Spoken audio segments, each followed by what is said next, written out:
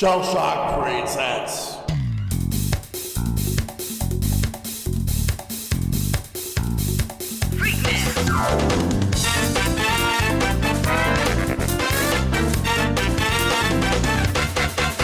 Ready?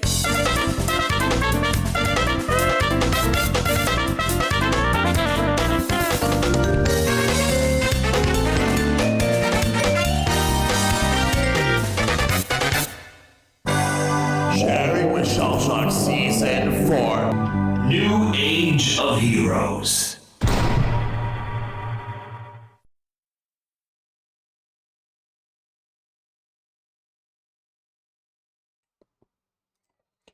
Hey everyone, and welcome to another episode of Sharing with Shellshock.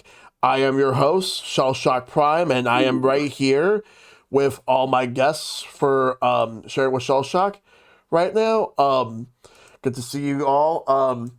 First and foremost, how you doing, Blizz? Welcome.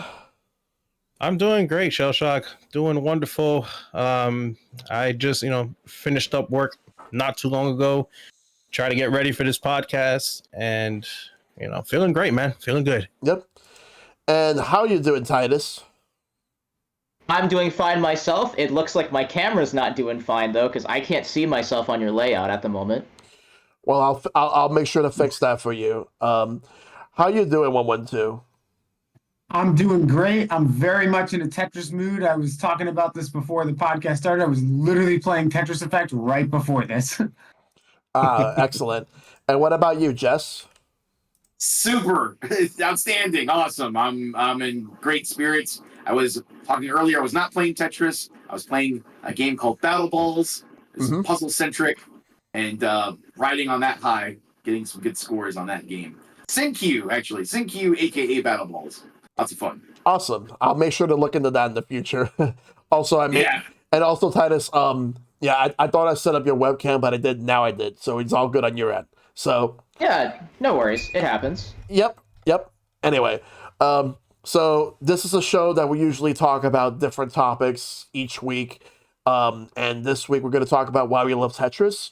But first, I want to know since we have 3 new guests and 1 returning guest, I want to know what type of content everyone does. So Blizz, we'll start with you. What type of content do you do?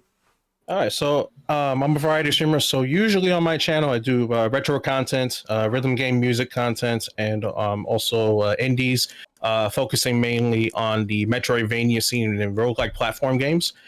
That's pretty much like most of the things I enjoy, but also I do a lot of Tetris as well. So competitive Tetris usually on Tuesdays, so I go between Tetris 99 and also Tetris Effect Connected. Awesome. What about you, Titus? Okay, well, I am a variety streamer that's mostly on the Switch with the exception of 1 or 2 PC games. I have a very wild list of games that I'm trying to get through right now. I'm still trying to complete the final level of Captain Toad Treasure Tracker, if you all know the struggle of that. Yep. Yes. There's even a bunch of levels after that I still have to complete. I gotta work on Super Mario Party Jamboree Story Mode. I gotta finish Tears of the Kingdom. There's so many games that I still gotta finish. Yeah. And along with that, I also do love me some Tetris 99, which is where my Tetris fix has mostly been as of late. It's a great way to play Tetris. And we'll definitely talk more about that in a little bit. But first, 112, what about you? Well, I don't really do content anymore, but you can find me on the R Mega Man Discord and subreddit. I'm one of the moderators there at reddit.com/r/megaman or discord.gg/megaman. We're a welcoming place for people of all skill levels who love to talk about the Blue Bomber and fight for everlasting peace. Absolutely. What about you, Jess? Oh, I do it all, variety streamer. I do lots of retro gaming, specifically on Saturdays, and a night I call Skills and Square Saturday, where we focus on arcade and retro games. Our regulars I play every Saturday is Tetris 99, F-Zero 99, Donkey Kong Arcade, my trek to the kill screen of that game, and now Nintendo World Championships NES Edition. But along with those 4 games, constant rotation and variety and shuffling of tons and tons of arcade games. But off from Saturday, it's also modern retro inspired, whatever it can be. I gotta play it, yeah, I'll do it all. Love it all. Absolutely. That's just the way we do it. I love it. All right. So with Tetris, we already know the story that it started back in 1984. Alexei Pajitnov created it out of his own leisure. And because he was a huge fan of this puzzle game. What was it? What did they call it again? That he originally called it? It slipped on my Pentaminos. Pentaminos, yeah. Yeah, Pentaminos, yes. So Pentaminos, he loved that game, but he wanted to come up with something like it for the PC at the time, the computers, and he made it. And then it's little did he know, it spawned like a legendary story about how Tetris came to be, and it got to the point where like there was a fight to get Tetris, in any type of video game medium, whatever it was, some Spectrum Holobyte fighting, or like the Maxwell family, as well as Hank Rogers, sorry, as well as Nintendo. I believe Hank Rogers is also from Bulletproof Software from Japan, because I know that he met up with Hiroshi Yamauchi, played Go. That's how like they managed to get a deal, and then it got to the point where he would ally with Nintendo. He's also the reason why Tetris is the packing game for the Game Boy, because his point was this: if you put Super Mario Land as the packing game for Game Boy, then the Game Boy is for boys. But if you pack in Tetris, then the Game Boy is for everyone. And now, together with Alexei Pajitnov, they run the Tetris company, and it's one of the biggest companies in the world now. And Tetris is like easily one of the biggest games ever. So there's way more like ways anybody can watch the history of Tetris, and even I've seen the movie as well. That's also pretty good too. So yeah, very fascinating history. But let's talk about ourselves and like our own experiences with Tetris. And Blizz, we'll start with you. How did you get into Tetris? So I was a wee little Blizz, had a big old Game Boy. I started playing Tetris on the Game Boy years ago. I played it for fun. When first time I played it, I was like, what do I do with this game? I'm thinking to myself, do I just make shapes out of it? Do I make things out of it? And then you're stacking up on the top. You see the game over sign. Like, oh wait, so I'm supposed to do something. The thing with Tetris in general is like it works your brain. It in a puzzle. So it's like, I gave it about a few tries, to figure out what I'm supposed to do, and that's where I made my first line. I said, oh, so this is what you're supposed to do. And then from that moment on, I enjoyed Tetris on the Game Boy a lot. Also enjoying what you call it. There was another Tetris Plus as well that was on the Game Boy too. Mm-hmm. Oh, PS1 variant version as well. Yeah. And then coming into the modern scenes, actually Tetris DS was another one that was like totally one of the favorites of almost everyone's generation. During that time, Tetris the Grandmaster. But coming into modern with 99 Tetris Effect, I really enjoy. I pretty much enjoy all that. Still play it to this day. I still play the classics to this day too. So it just gives me a lot of like childhood. That's what I love about it.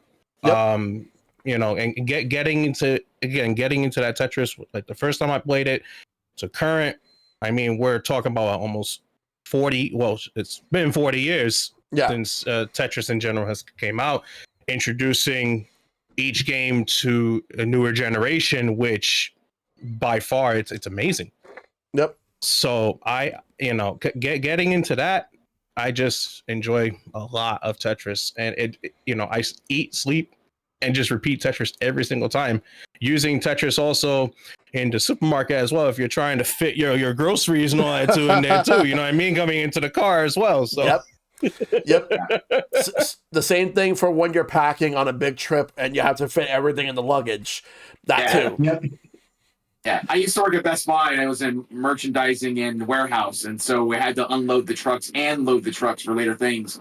And the Tetris mentality applies to life things because how efficiently can we pack in these things? And it is because if you're dealing with squares and you're putting these things in here, and you would see the mentality drip into everywhere, everyday life type of scenarios. But I remember like when I was working doing that, yeah, every day. It's stack it like Tetris to make it efficient, Yeah, make it fit. The And, Tetris effect is real, man. it really it is. It is.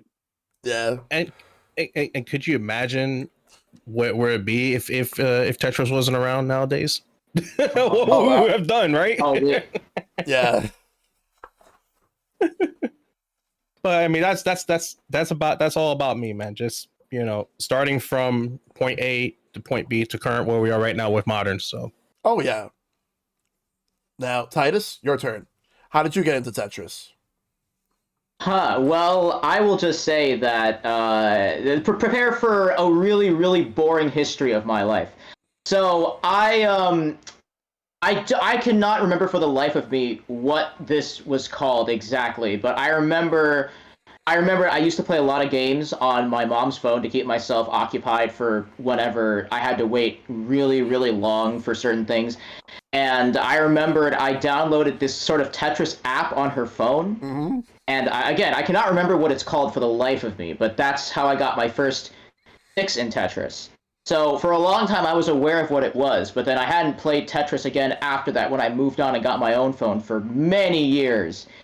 And then, one day, out of the blue, Nintendo decides to shadow drop a Tetris Battle Royale called Tetris 99. Just literally announced in a Nintendo Direct, dropped on the same day, and my mind immediately goes to the one scene in Lazy Town where where you'll know what I'm talking about, where Robbie Ryan is basically Nintendo, and he's like, "Yo, take it, it's for free." Free. And so then I just start. I remembered that after that I immediately decided to download it because I wanted to know what it was about. I remember that I really, really struggled at first to get the hang of the game, and I think I was definitely a slow learner. And then I just learned from watching a bunch of streamers, playing it and getting their tips and all that stuff. I remember that it took me over a year after launch, I think, to win my first game. Granted, I wasn't playing consistently, but really long time Yeah. to win my first game. And ever since then, it's been a somewhat staple for me to play it every once in a while, to try and just, beat all the sweaty Konichiwa players out there. You know who I'm talking about. And I'm Asian, I'm allowed to make that joke. Well, I mean, Tetris, Tetris, it definitely gets. You see the leaderboard, and it's like, oh, where am I landing on? And then, oh, what time of day am I playing? Oh, okay. You know. I think Tetris brings out the sweaty gamer in all of us, frankly. Yeah, exactly. No, listen. It's crazy when I can't read the first 500 names on the leaderboard. Yeah. I've seen like the most competitive players all over. I'll definitely talk more about myself in a little bit, but yeah, Tetris 99 is a great way to get into it. All right, OneOneTwo. So my history with Tetris is interesting. It actually does not. I actually didn't get into Tetris from playing Tetris, which sounds weird, but hear me out. So I am a huge Mario fan. I would say behind Mega Man, which is the subreddit I moderate, Mario is my second favorite franchise. And a long time ago, I made myself a promise to play every Mario game that I possibly could. And I actually did end up achieving that goal. I had to emulate a lot, granted, but I played all of them that I could, and I'm all caught up. And I finished that goal a couple of years ago. One of the games that was included when I was playing every Mario game was Tetris and Dr. Mario on the Super Nintendo. So, through emulation, that was my first Tetris game. I didn't know what Tetris really was because I was actually quite young at that point, and I was still learning like video game franchises. Yeah. So I was like, oh, what's this? Because I loved Dr. Mario. Dr. Mario is one of my favorite puzzle games. And so I tried Tetris and Dr. Mario, and I played Tetris, and I was like, wow, this is really fun. I want to play more of this after I'm done. So I just started playing more Tetris games, and I also played Tetris DS as part of that marathon because Mario's very prevalently in that one. Yep. And I just started playing more and more Tetris games, all the ones I could get my hands on. I have it on my phone. I have every Tetris release on the Switch. I'm trying to remember which ones are even on the Wii U, but I remember I had like one or two. And what really sort of solidified myself as what I would say a Tetris fan was two things. One, it was all the documentaries in the history of Tetris, because I watched a lot of documentaries about the story about how Alexei Pajitnov got the game into mainstream and how Hank Rogers got the rights. I find that story fascinating and one of the best stories you can tell in video games, honestly. It's a legendary story. It is legendary. I completely agree. And also, this is actually a little more recent because when I heard that I was going to be on this podcast, I said to myself, why don't I play the rest of the Tetris games on the Nintendo Switch that I haven't played yet, which was not that many of them. There were like 4 left, I think. Yeah. I think it was Puyo Puyo Tetris 2, Tetris Effect, and then the 2 Grandmaster games. And Tetris Effect, when I played it, is now one of my favorite games ever, like of all time. Yeah. It is astounding what that game has been able to accomplish. And I think it is a feat of graphical design, of music, of gameplay, of just video games in general. And that is really what sort of solidified in my mind. Over the years, I had played Tetris. I'm not great at it, but I can play at a decent pace to keep up. But Tetris Effect really is what solidified it for me. But to actually answer the question, my first game was Tetris and Dr. Mario. That's a good one. Yeah, it is. Super great place to start. Yes. All right. Jess? I started Tetris not with a Game Boy because I had a Genesis and a Super Nintendo growing up, so no Game Boy for me. It was like you get one of these things or the other. So I went with having the best of both 16-bit worlds and passing on Game Boy. So, but like around that time, right before the 16-bit kind of deal, before the Game Boy was taken out, early Genesis years, I did have Tetris on NES.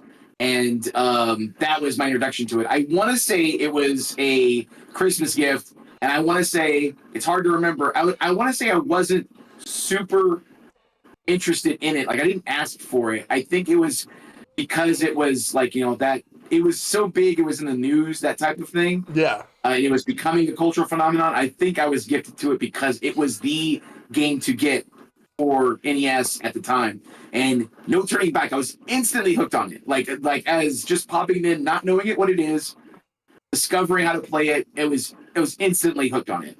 And my mom played it as well, so there's also that competitive kind of thing. It's not a 2-player game where the NES or the Nintendo version wasn't a single-player experience, but it was like, oh, how far can you get, or how big your score can you get?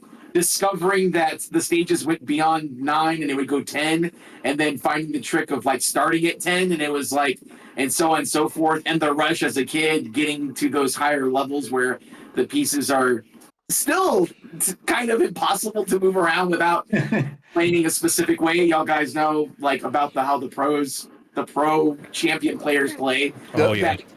I'm just kind of like step away from that. I'm not going to try that. But ever since then, it's been like Tetris has always been there, finding a different way. So for NES, Tetris, Super Nintendo, Tetris and Dr. Mario, I had to have it. I was also a big fan of Dr. Mario. Because of Tetris, I became a fan of like all puzzle games. Yeah. Any game where there's a column and something's falling and you're clearing out bubbles, squares, whatever it is, count me in. I want to know what it's about. So yeah, but Tetris is the big one. It's like the one that goes the best in all of them. So PlayStation was like Tetris Plus. There was I think a period of time where I wasn't really doing much Tetris. I didn't really do much anything, and bring up the cell phone thing. I think I forgot which generation it is. I forgot which one it was. I think it's mentioned on Tetris Forever in the history timeline, I think they specified when the Tetris company had a exclusive deal for a mobile release of Tetris. I want to say I'm forgetting the name of it, but I want to say I played that a lot. And what really locked in my love for Tetris is the Nintendo Switch, starting with Puyo Puyo Tetris, because that was kind of like an early year one Switch title. Snagged it. I love both. I love Puyo. I love Tetris.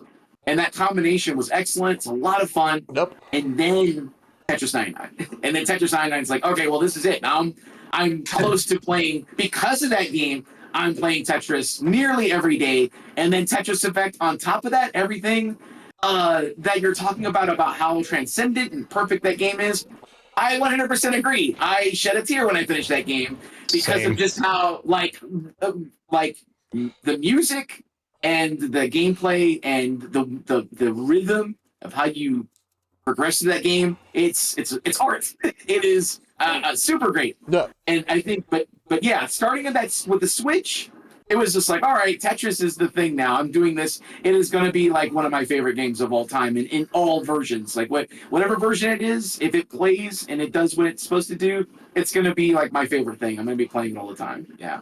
Oh yeah. Yeah. Tetris is without a doubt like an amazing experience. So And I agree, by the way, with the true strength of Tetris Effect, in my opinion, is how everything synergizes: graphics, music, gameplay. It does. It synergizes in a way that no other game really does, Yeah. in my view. A lot of detailing, a lot of vibrance, and with the game itself.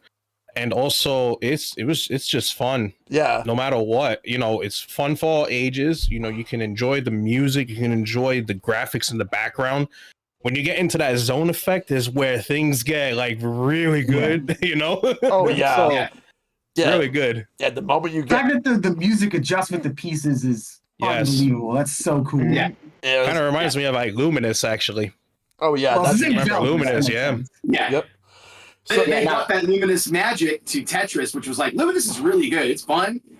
But in my mind, I'm like, well, this is not Tetris, but this is very cool. Mhm. But then you apply the strengths of that game to Tetris, and it's like, yeah, this is the formula. Like, this Absolutely. is perfection. It's Yep. really good. Yep. So Yeah. Now this might shock the gaming world, but I actually have not played Tetris Effect yet. I might need to get on it soon. I recommend it. It's great. Yeah. Definitely should. Oh Yeah. yeah. Yeah.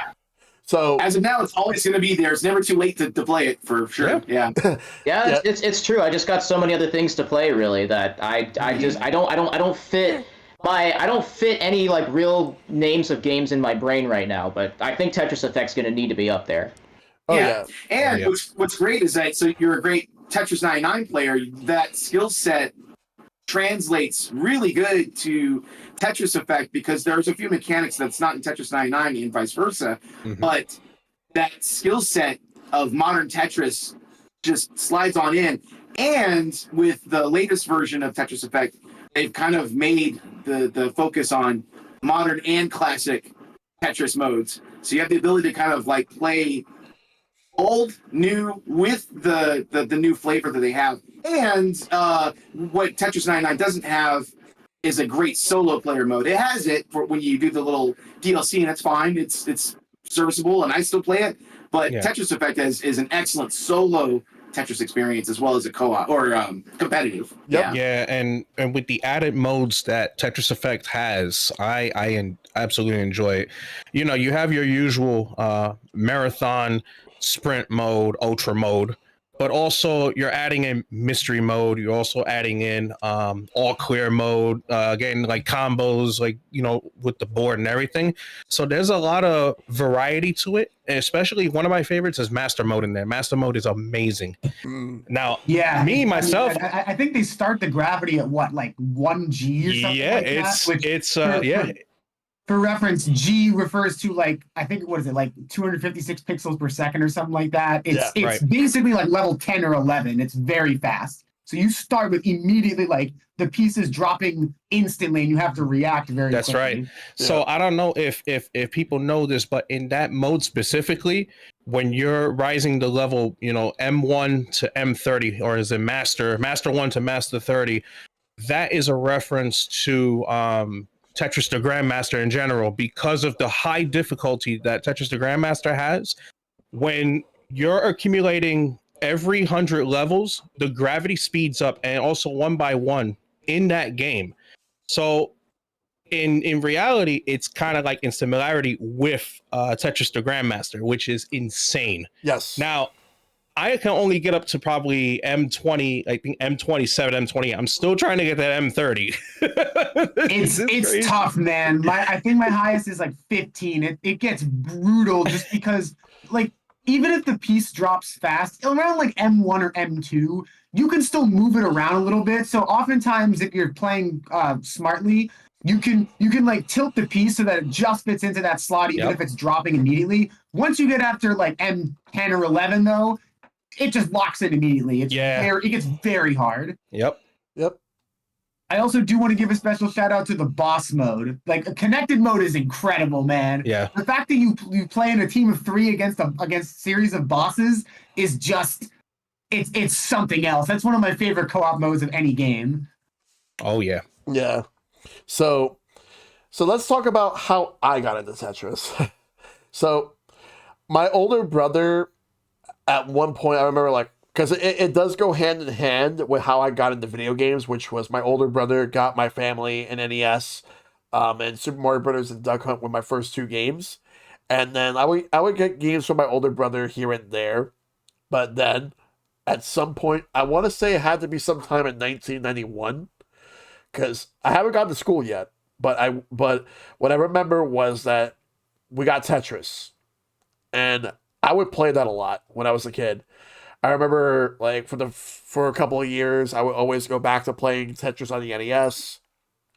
And, like, I don't remember what was my highest, like, line that I got when I was a kid, like, when I was very little, like, up until, like, when I would lose. But because I don't remember any of that detail. I just remember playing the game just nonstop, like, every 4 line, like, every, like, 10 lines, the colors change each time. That's what I remember.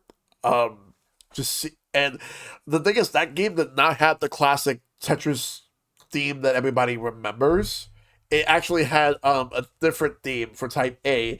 I believe it was Dance of the Sugar Plum Fairies, which I was not anticipating that to ever be, like, referenced in later games, which it kind of did in some other Tetris games, but the one that everybody seems to remember the most is the one, like, the Type A in the Game Boy game, which I played later on, because I didn't own a Game Boy until, like, when Pokemon came out, so I got a Game Boy much later, and naturally I did get Tetris, and, like, that's a lot of hours spent on these games. But then, like, Tetris DS was what got me back into Tetris, and that's how I start learning everything that I need to learn regarding Tetris from here on out. Like, it just taught me everything. I just know everything about Tetris. I love Tetris. I could just spend countless hours playing these games, especially, like, with Tetris 99. Like, when that direct revealed Tetris 99, whatever plans I had that night, I canceled it just to play Tetris 99. I had to. And, like, Tetris Effect Connected, I spent time on that. Puyo Puyo Tetris, which, funny enough, when Puyo Puyo Tetris released on Switch, because before, it was Japan only for a while, and then when the Switch was confirmed, like, back in 2017, and then they said, oh, this game is coming out on Switch, and it was also coming out on PS4 at the same time. Because for the longest time, there was an issue because Ubisoft had a Tetris license, and they were trying to have a monopoly on the Tetris license. It was exclusive, because they made Tetris Ultimate. And I remember playing Tetris Ultimate. It's not good. Like, I was gonna say, honestly, the Ubisoft Tetris games were kind of the worst ones, at least in my opinion. Because they were not very good. Because the first thought that came to my mind is, how do you fuck up Tetris? One does not simply fuck up Tetris. Like, Watch me. Ubisoft was like, don't worry, I got this. I'll fucking just. Yeah, exactly. Hold my beer, bro. Yeah. Exactly. Like, I, the funny thing is that like people talk about that the Genesis Tetris game is the worst, and I'm like, to be fair, it was never finished. They never finished it because I was gonna say it's not really fair to call it the worst one when the game wasn't even completed. That's like saying a hot dog is the worst hot dog when you didn't even put the bun on. That's not a hot dog. You It's need a to finish sausage. the hot dog first. but it's a sausage. But anyway, in terms of Tetris, yeah, because the Genesis Tetris, the thing about that game is that they were still developing it, but then Nintendo had the exclusive rights for a couple of years because at the time Tetris was still new, and it got to the point where Tetris, I believe Nintendo had exclusive rights until like 1996 because they released Tetris Attack, but it wasn't even a Tetris game. It was Paddle the Pond or Puzzle League, and Hank Rogers went in like on record saying that he regretted letting Nintendo name that game Tetris Attack because it's not even Tetris. And in hindsight, I'm pretty sure Nintendo actually agrees because unless they get approval from Tetris Company, they can't re-release that game. But they did release the Japanese version on NSO, the Paddle the Pond. But Yes. but then I remember like the first Tetris game that I've seen that wasn't from Nintendo was on PS1. It was Tetris Plus, which I remember seeing a lot of advertisements. There was like this guy who looked like he was like a treasure hunter, like doing excavations and all that stuff. I remember that motif. Like I thought they looked interesting. I did not play that until like many years later. It's really interesting, but that, and I remember seeing Magical Tetris Challenge on the 64, which had some very strange Tetris pieces, but it was still fun. I still have fun. Wait till you play like Tetris 2 and Bombless or Tetris 3. I mean, honestly, I wanted to mention this earlier, but the reason why Alexei Pajitnov went to Tetraminos instead of Pentaminos, like in the game he was inspired by, was because he thought that Pentaminos would be too difficult. Yeah. It'd be too difficult to remember, too difficult to clear lines with. You will see very quickly why he thought that was too difficult when you play Tetris 2, because that is used as a punishment if you screw up, and it gets bad. Yeah, it does. It was ridiculous, but I enjoy Tetris 2. I enjoy like all these different like Tetris games, like so many different spin-offs, so many different like experimental games like Hatris and all that, or one of my personal favorites on the Super Nintendo is Super Tetris 3. That's a good one. Yeah, that was a good one. Oh, yes. Sparkless is just awesome. That's just a great mode in general. Yeah.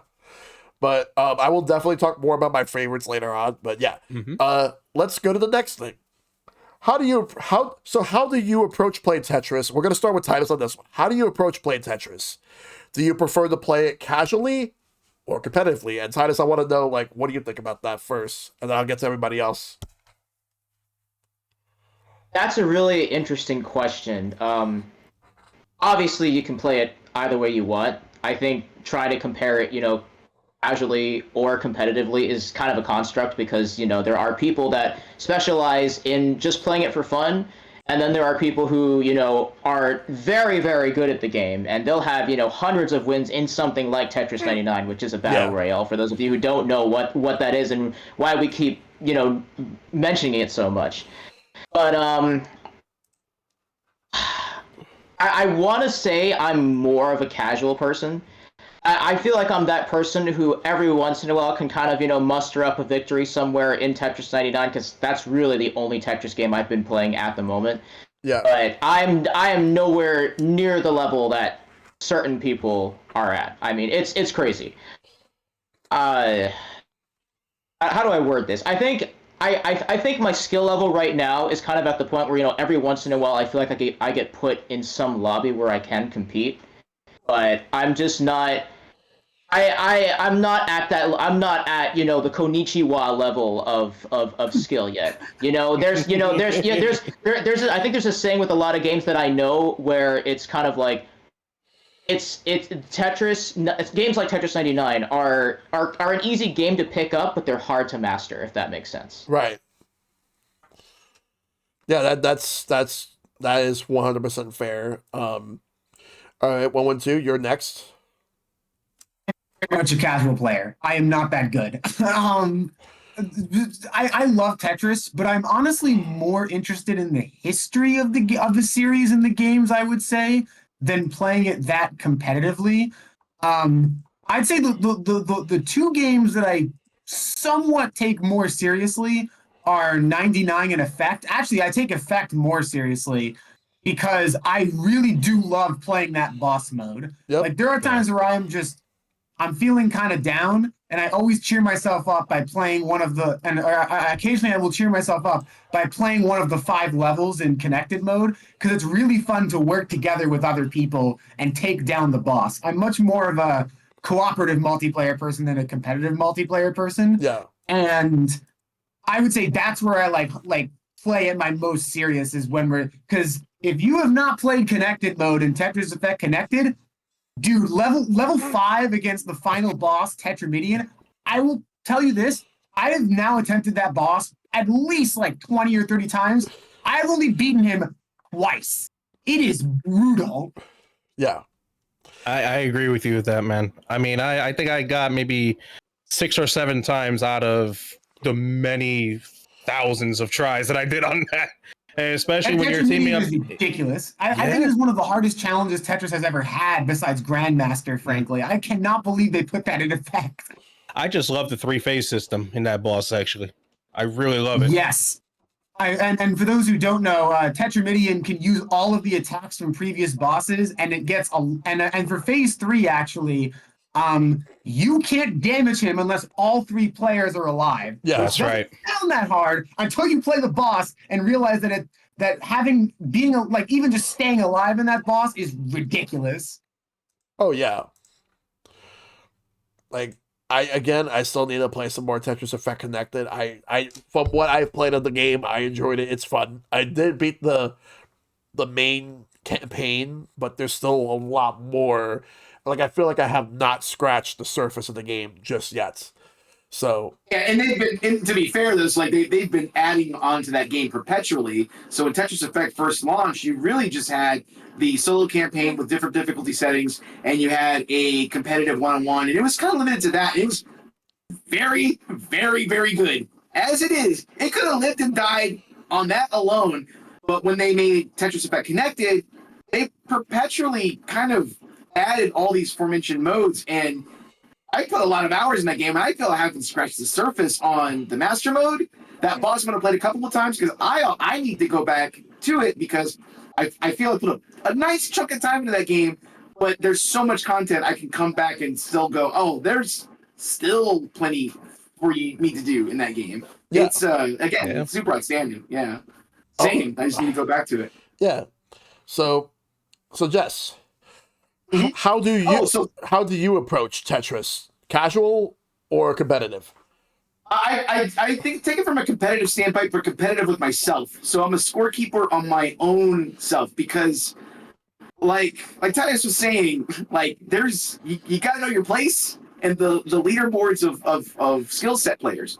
So Tetris 99 is a great place to go in there. You can be king for a day, and then you can be obliterated the next day. Yep. I'll have a great session where I'll be in the top 10 and get like 3 or 4 wins scattered in that top 10, and I'll be like, I feel like a champion. And then you come out the next day, or you're in the right time zone, or whatever time you are at, and then you're back in the 20s and the 30th place. And then sometimes I'll have a session where it's like, well, I got dropped out, and it's like I'm 92nd place without a mistake, not like, oh, I goofed up, or legit blown away at 92nd place, legit, like not for no for not me lack of trying, you know. So I love. Yeah, so if more than like 4 people target you at once, that's very, very difficult. Yeah, to yep, get. it's a tough. no bueno at Yeah, that point. unless you Yeah. have unless you have the KOs and all the badges complete, then you would more likely be able to get by.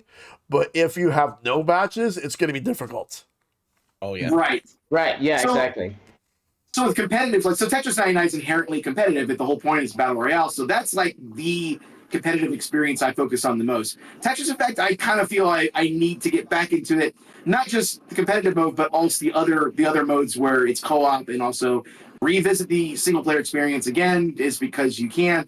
But I've also kind of got a resurgence for NES Tetris because they've them re-releasing it on NSO, Yeah, and making it super convenient to play classic Tetris how I originally played it without emulating it on a computer. So that means I have to beat a PC, you know, or Right. firing up the NES. This is like, okay, it's so the thing I've been wanting for a long time. Like, what's the easiest way to play classic NES Tetris? The closest thing would be classic mode and Tetris Effect, which is outstanding. And to kind of further away the whole handheld thing, I have Tetris Effect connected on PS5/4, not the Switch, and I should just double dip and make it handheld and make it easier on myself. Yeah. But going back to competitive against myself, meaning I score keep myself. Like, what are my limits? What are my scores on certain editions? And so lately it has been score keeping on classic NES Tetris and score keeping on Tetris Grandmaster, which is a game that was I only started recently playing that because of the Arcade Archives drop. It's a game that I did not emulate. I knew about it. I never like went into that, and then when it dropped in Arcade Archives, I tried it out and it's like, oh, I can see the magic of this game, which is extremely difficult because it's somewhere between modern and classic Tetris. The rule set of being able to move when the piece lands isn't quite as flexible as modern Tetris, but there's still a little bit to move. And then also applying that playstyle set when you get to the instant drop is what I call it, like when the piece just magically is on the bottom of the screen. yep. So there's also that. So it's been competitive against myself. But it's still inherently, to me, Tetris is a casual game, even when it's the sweatiest of players. It's still kind of chill, but at the same time, yeah, like it's literal sweat, like beads of sweat. Oh no, what's happening? But at this, yeah, it's. I guess that's the way I can say it. I was competitive against myself. I'm always, I guess, in gaming in general, I'm always competing against myself, and I top my own achievements. And if I happen to kind of get into a leaderboard, or when you are playing a competitive game, then cool. But I'm just trying to outdo myself more than anything. Yes. Right. Yeah, and to add on to actually what you just said, most of us streamers believe in something called the streamer's curse, where if you're offline playing a certain game, you're gonna do just fine, and then as soon as you get onto a camera, then 5 different Asian cities decide to target you and make you your victim, and then you're just not having as good of a night as you thought that you would be. I don't know if it's a common trend. I don't know if it's a trend or not, but it seems like more often than not, it happens to the majority of us whenever we just go live and we just start playing a game, and suddenly we're doing so much worse than we think we're doing, and sometimes it's our fault and other times it's not, but I just feel like it's a common phenomenon that happens with a lot of us that are on camera. Yeah. My chat calls those rounds the warm-ups. They are the Yes. warm-ups. Like Yeah. You're cool. I've seen That's a lot of warm-up. Don't worry, it's all good. Yeah. All right. What about you, Blizz? Like, how do you approach it? Man, you see, that's an interesting and a tough question, because one day I'll fire up my my consoles that I have here. I do have a CRT still, and I do want to play classic NES Tetris. Try to get as much as I can. What's the best PB I can get? But then some days it's like, okay, yeah, I want to maybe fire up my Switch and play some 99, competitively. Usually on Tuesday nights I stream Tetris games, as I mentioned earlier. So I do either Tetris Effect or Tetris 99. So mostly it's been 99, and it's been a lot of competitiveness. I think I'm gonna lean towards more competitive on myself, but not because of the sheer thrill and the sheer pressure that I'm into that game, especially when you're lining all the way on top, all the way on top. And it's like, what am I supposed to do? I think Shellshock has been in my streams like the past few times that I've been playing a lot of Tetris, and he's seen like the amount of skill and a lot of like the pressure these players put on me. Yeah.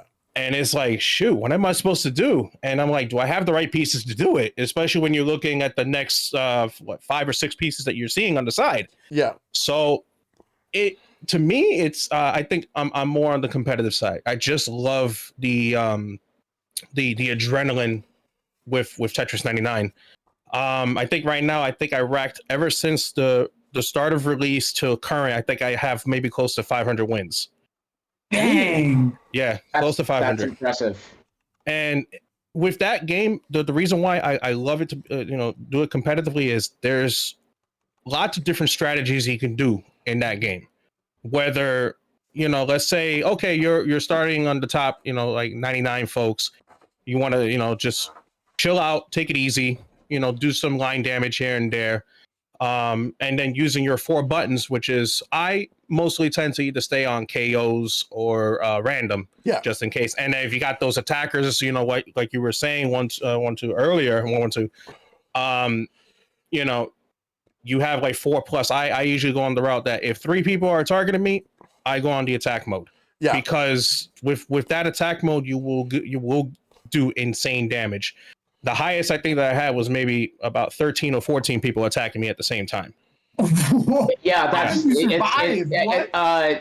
it's absolutely nuts. That's why you want on attackers. To your point, I honestly do it when there's more than just one person attacking me. Like I pretty much do the strategy that you do, but if I see more than one person attacking me, as little as 2, I'll set it to attackers. Yeah. I usually go on the 2 route, but you know what it is? It's like I want to challenge myself to see, okay, let me see if I can just do it like with just 1 or 2 people just attacking me and then just leave it on whatever random or KO. But yeah, I see what you're saying for sure. There is also a valid strategy to go for KOs even when you have some people attacking you, because every time you KO someone, your power level goes up. I don't remember what the in-game term for it is. Right. But getting a lot of KO badges will then allow you to fire back at people attacking you a lot more. Yeah, exactly. The KO badges pretty much stack up your attack power and also kind of work defensively. If a lot of people are trying to send you garbage, you're able to counteract that garbage better with more KO badges. Right. Exactly. Yep. And that. Oh, sorry. Go ahead. No, you're good. I'm sorry. So basically, and that's where the strategy would kick in, like kind of later on into that game, especially with when you're like at least the top 40, top 30, because that's where things would start to get a little out of hand. Especially like you have that one person that will send you about 12 or 13 line garbage, which I did have a lot of those. Yeah. I had so many, but then it's like, again, the right pieces would have to come through, especially holding that T piece, using the T spins, using the line pieces, using T spin triples. It's like, oh my goodness, man. Yep. Yeah. I think the release history, I don't follow the release history of that game in terms of what's been tweaked, but I think the early builds of that game, the targeting system was kind of broken, but comically broken, because there were early viral clips of people like, here's my starting match, and instantly somebody in chat makes a great analogy. It's like the meme with all the swords pointed at you. Yeah. It looked exactly like that. Yes. And these meme clips where the match starts and they go... So they killed that, I want to say, in the first half year, because in my records, in your stats, it actually says, like, what's the record number of people targeting you? And I think mine's 19. And I'm like, that has to be, like the first few months before I think they fixed that, because there's maybe, of course, it could be extremely discouraging to players who are coming in for fun, starting off and do get immediately obliterated. And I think that was the thing. I remember that game being really aggressive early on.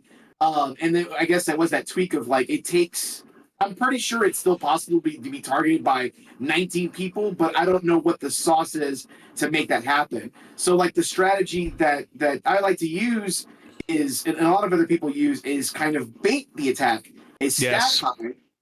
stack high, go 3 or 4 wide, stack high, wait for the people to come and attack you, and then drop off and retaliate and switch back and forth from KO to target. And it still kind of doesn't work sometimes because people are onto your strategy. It's a common strategy, so they're onto your thing, so they know when you're going to counter and they're ready to counter back. Mm-hmm. Vice versa. It's such a complex game, and it's what's going underneath the hood of that game is pretty fascinating because I don't follow it. I can only speculate what's been changed over the course of time. I kind of feel that halfway through the lifespan of that game, I think they've swayed the reward for T-spins halfway through the lifespan of that game. Like, I feel that T-spins are rewarded even more than before, which I don't have complaints about because that's all part of modern Tetris. But Right. yeah, I've seen so many like videos and VODs of people playing Tetris 99 getting great wins, and their sauce is like whoops all T-spins. Yep. And so I'm so old school. Yeah. I build stacks first, T-spin secondary, versus the skill set. I respect the skill set of my foundation is T-spins, nothing but T-spins. It's like, okay, that's exactly. It's really a good way to build. New way to play, really. Yep. Absolutely. Yeah. So in regards to how I personally approach playing Tetris, it depends on the game and it depends on my mood. If I'm playing Tetris 99, it's competitive. If I'm playing Tetris Effect Connected, it's casual. There. Like if I'm playing a game like, for example, Puyo Puyo Tetris 1 or 2, it depends on the mode of the game I'm playing. If I want to play like the marathon modes or whatever, I'm just doing it casually. Or if I'm practicing just to at least like figure out new ways to play the game, different techniques on what I need to do in order to win. But if I want to be competitive, I just go online. But again, Absolutely. it just depends on the game for me. Like I've played Tetris 99 a lot. I actually opened up the game just so I could be able to look up the stats.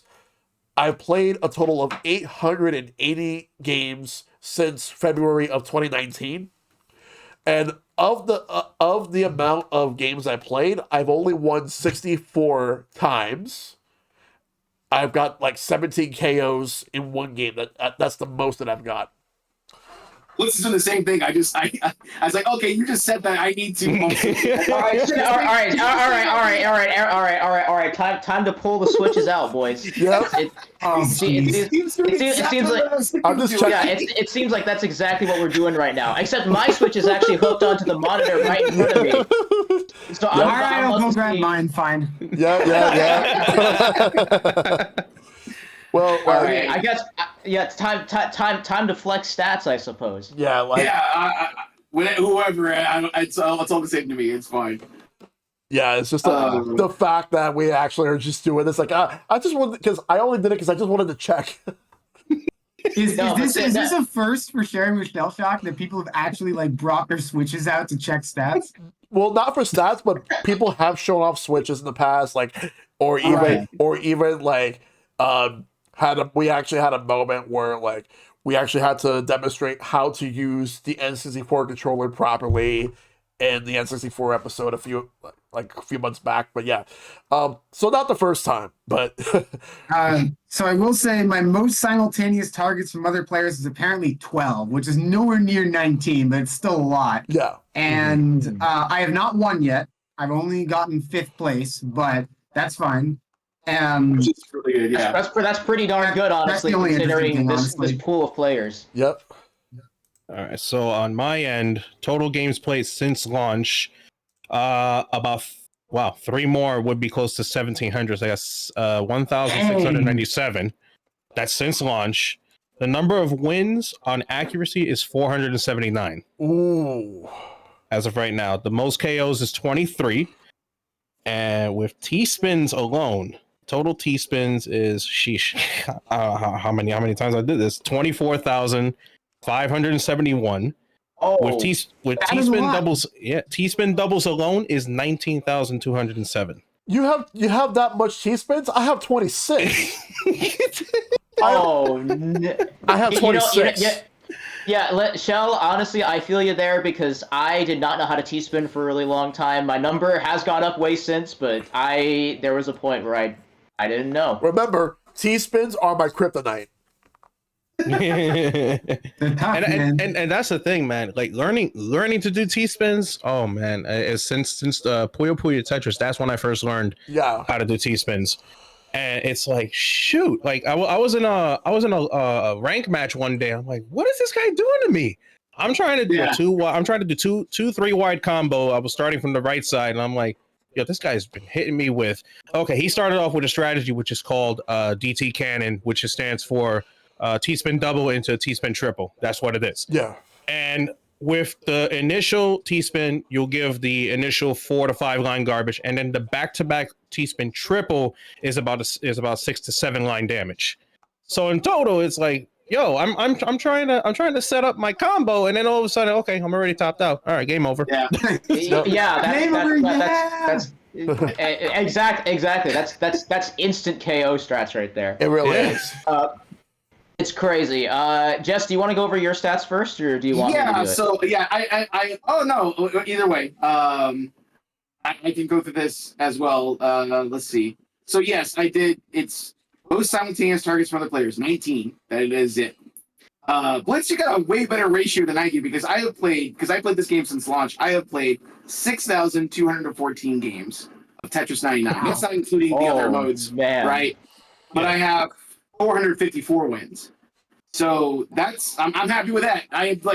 But yes, what a great ratio on your end. I have 26 KOs max and T-spin doubles. Oh, T-spins overall. Regular T-spins 3502. T-spin doubles 8,048. Triples 0. Zero is crazy. None, but I have because it's all doubles because I focus on the doubles, and so that's the triples is kind of like what you want to kind of really again kick it up a notch there. But yeah, I need to work on T-spins. I do a lot of Invictus T-spins actually. Invictus matches I've won 8, but I played Invictus. I could tell you. Yeah, Invictus I've won 8 matches, and then I've played 162 matches of Invictus. Yeah, because I don't play Invictus like that because like when it first came out, it was really nice and it was really cool, but then it started to just fizz out. I don't know why I didn't want to play that mode at all. But I just got only 27 out of it, out of like 152 games played. But team battles are actually really fun.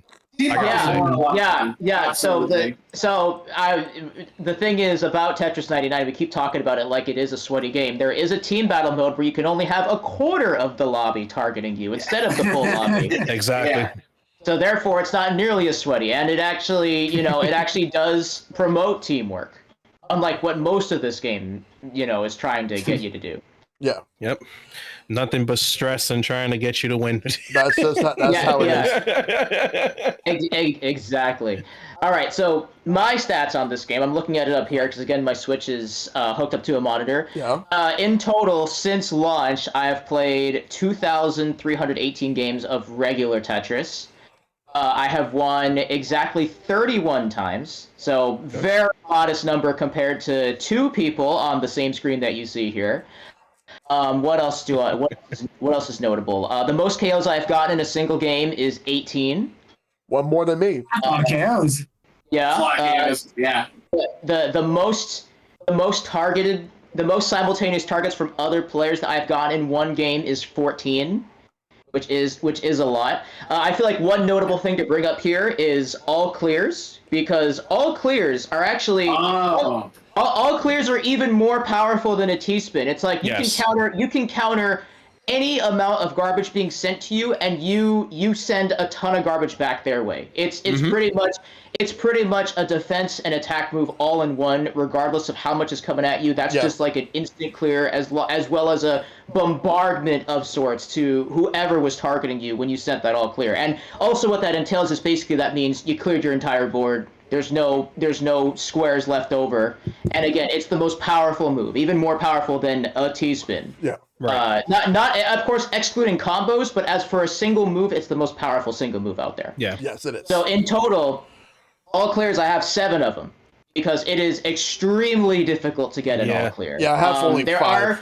There are people who, which I can't figure out for the life of me how they do this. There are people who have the board immediately figured out to where they can just get an early all clear off, and it's just GGs for whoever's targeting them. Yeah. It's ridiculous. That's how much really people is. have memorized this game and layouts of pieces and all that stuff. It's crazy.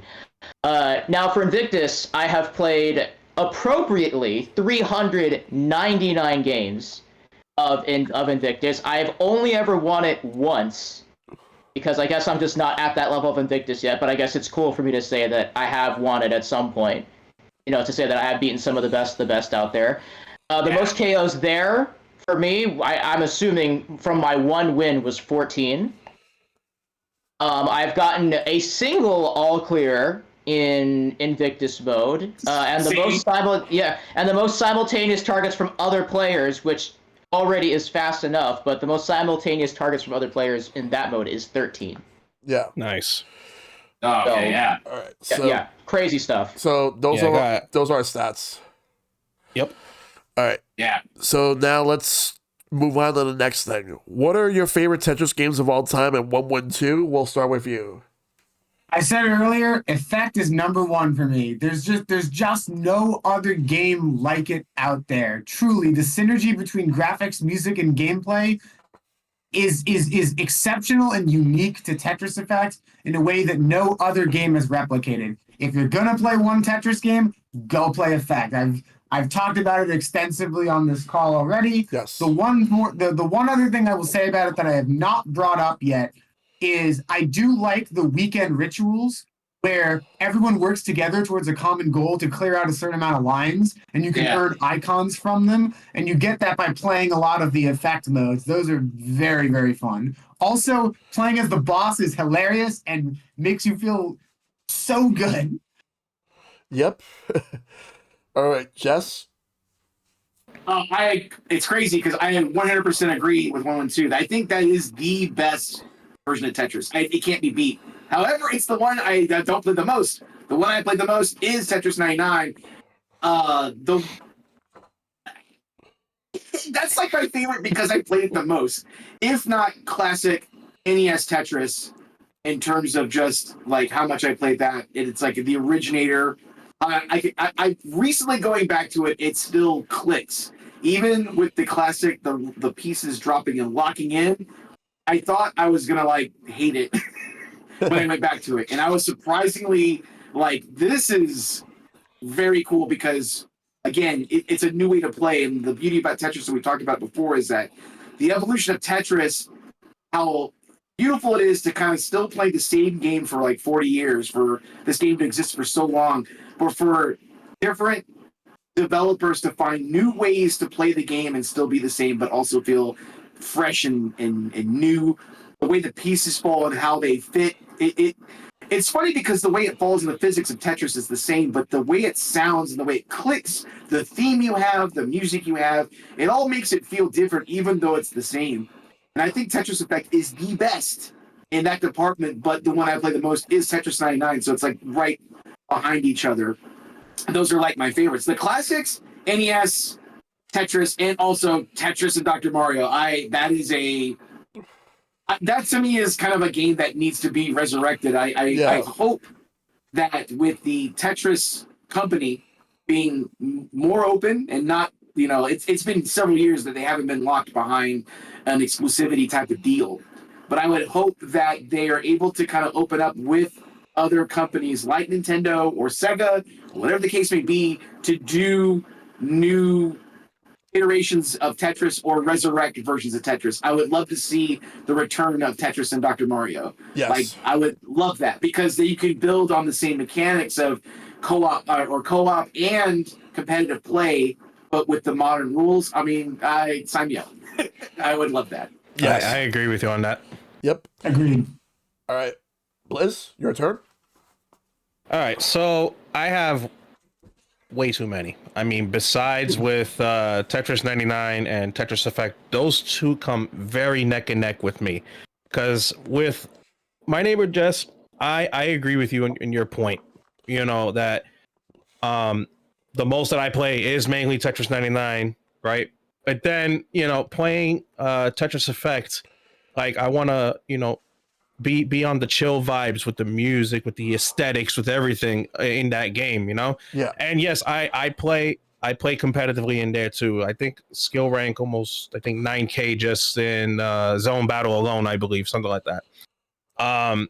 Again, like with the opponents in the zone battle, especially with the music when they phase into the different tones when it comes to that game, like it's masterful and it's really nice and I love it. Again, those two are neck and neck with me, so I'm with the same boat on you with that. As for the classic games, NES Tetris, Game Boy, because again that's the one I grew up with. Yep. Tetris and Dr. Mario, another one that was great. Tetris DS, by far one of the best Tetris DS out of the DS in general. I mean, with the retros and also with the modes, which is very very cool about the catch mode. Yeah. In Tetris DS was really good. Oh, that was I fun. loved it, man. I loved it, and I'm like, yo, how can I get past level? I think I got up to like level 10, level 11, something like that at one point. Was that But the I'm one? like, oh my god. Was that the one with Metroid? Yes. Yes, That's one. the one.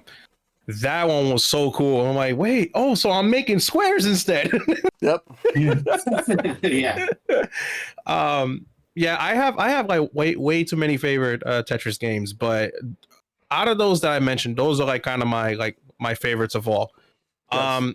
Also I gotta say, Tetris 2 was another one that was you know, it was pretty good too. Yeah. You know, I enjoyed it too.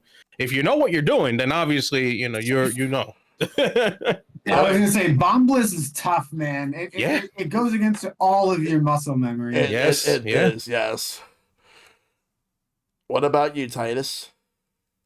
All right, so two things I want to say about this. First of all, what I'm learning is that somebody's probably going to wring my neck for not playing Tetris Effect by the time this VOD comes out. No, it's okay. It's okay. It's okay.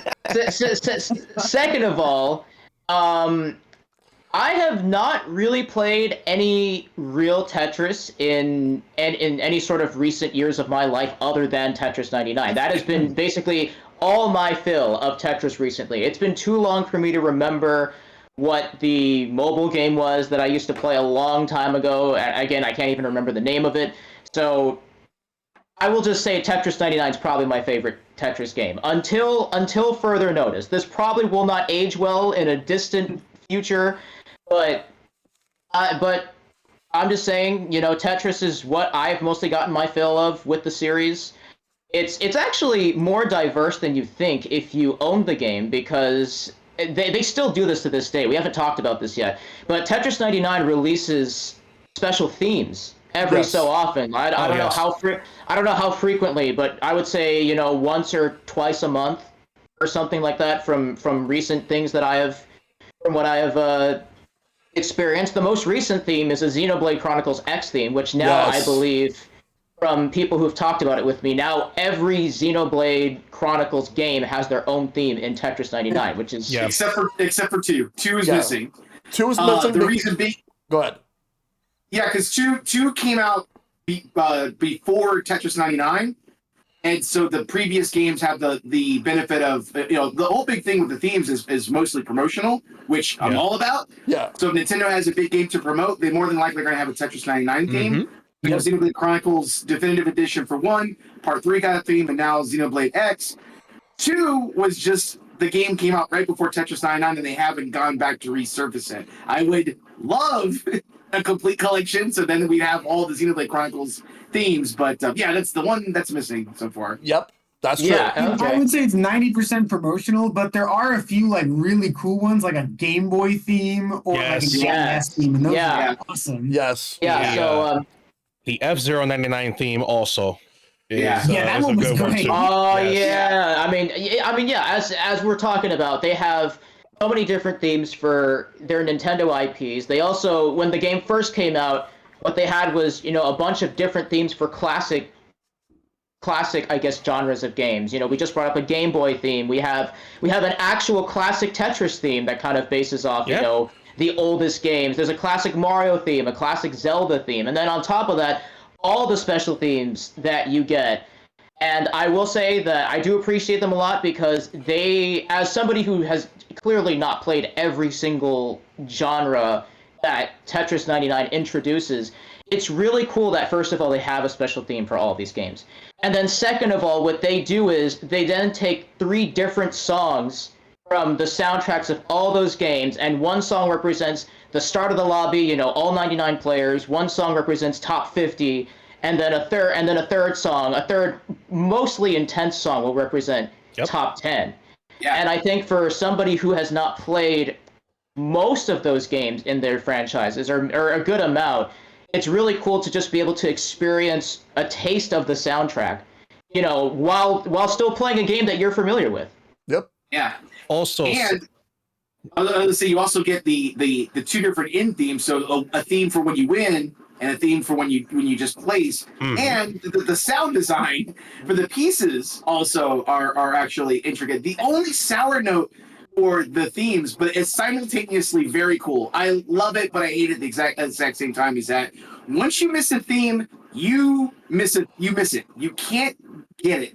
So there's actually I have 4 themes in my collection that are missing because I missed out on that particular weekend. So I like it because it makes those themes special. Like when you have them, oh, you earned it. Yeah. You earned it, my friend. But at the same time, oh crap, I don't have those themes and stinks. To be fair, you can earn some of the previous ones if you have enough tickets, but it's only some of them. Yeah, exactly. Correct. Yeah, exactly. Side note though, I forgot. There is another Tetris game coming out actually at the end of this month. Tetris the Grandmaster 4. Yes. Which I cannot wait. Oh my goodness. We've been, a lot of the TGM fans have been asking for another one, and I'm so glad that that they answered the response and they said, "Oh, it's at the end of this month." And I said, "Oh my goodness." Yep. There goes another Tetris game I gotta get. I gotta master it too. Yep. I do hope that I do hope they also port the 3rd one so that we have all of them. Yes, because Terra Instinct is actually one of my favorites out of the whole TGM series. Yes. It's definitely that one. Yes. Yeah. To answer somebody's question in chat, they asked if we got an ARMS theme. No. I don't believe. Yeah, I don't believe we did. But No, it I don't would think so. No, but not it yet. would have. Yeah, no, but it would have been fantastic if they made that a theme, because if you've played any sort of ARMS at all, or if you've heard the soundtrack, it slapped for being a one-off Nintendo thing. Yes. Yeah, I think it's the same case as the Xenoblade Chronicles 2. I think ARMS predates Tetris 99, so that's just kind of the only bad thing is they seldom went back to their Switch library to pull out a theme and more thinking forward. New game, new theme. Yeah. What would have been nice, they did not make a 35th anniversary Mario theme, but I would like for them to do a 40th anniversary Mario theme, since this is the year for that. So, because we already got the Game Boy, the Game Boy theme, we got the NES one. We'd like to see what else they could make for Tetris 99 with all these themes. The fact that this game has been out for 6 years is still going strong.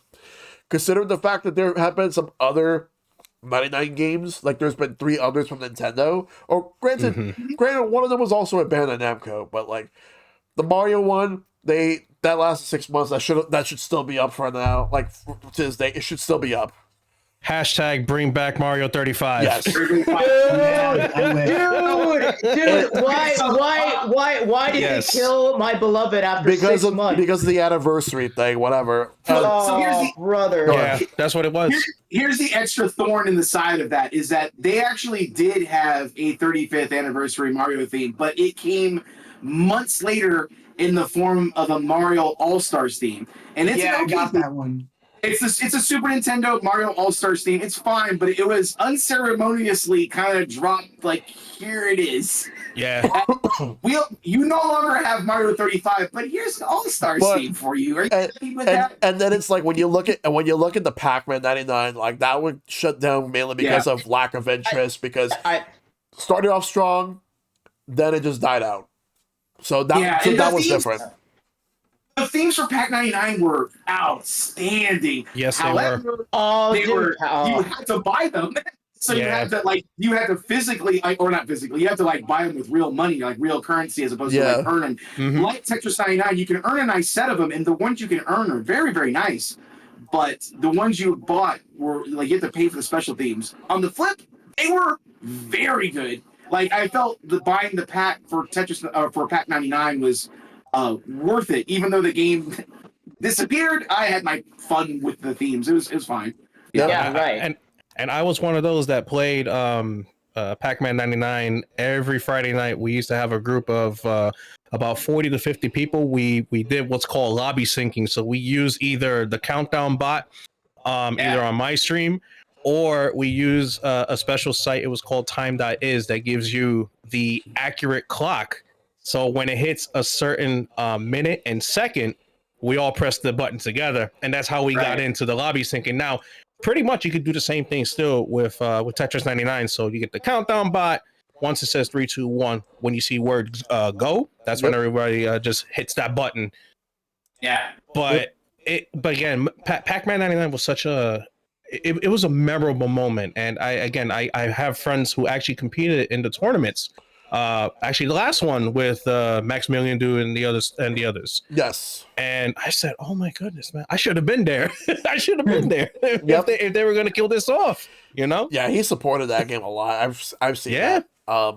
Like for me, like with all these 99 games, like the ones that we have right now from Nintendo are this and F-Zero. And Right. F-Zero 99 is incredible. Yes. That is one of the best F-Zero games, yeah. frankly. Like- Yeah, no, I think.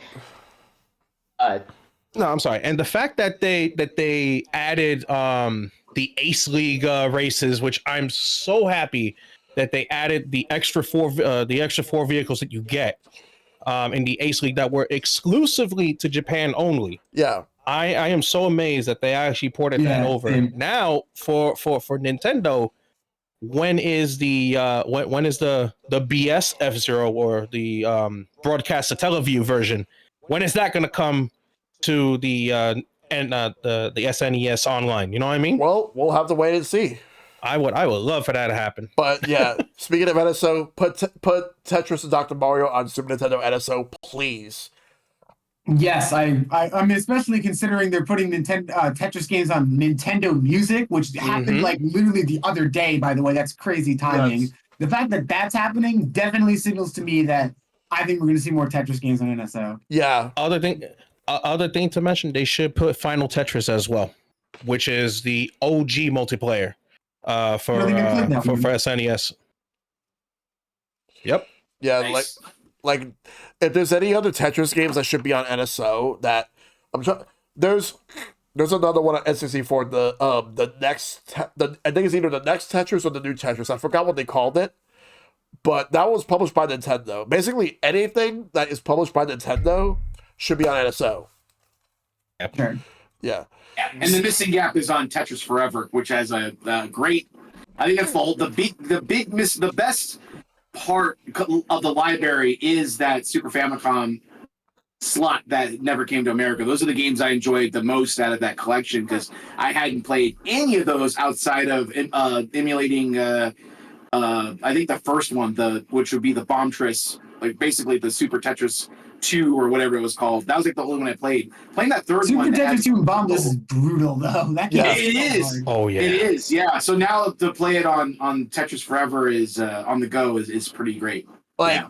and here's the thing: even though I already have Tetris Forever, I will buy it again if I can get a physical copy because I want that physical.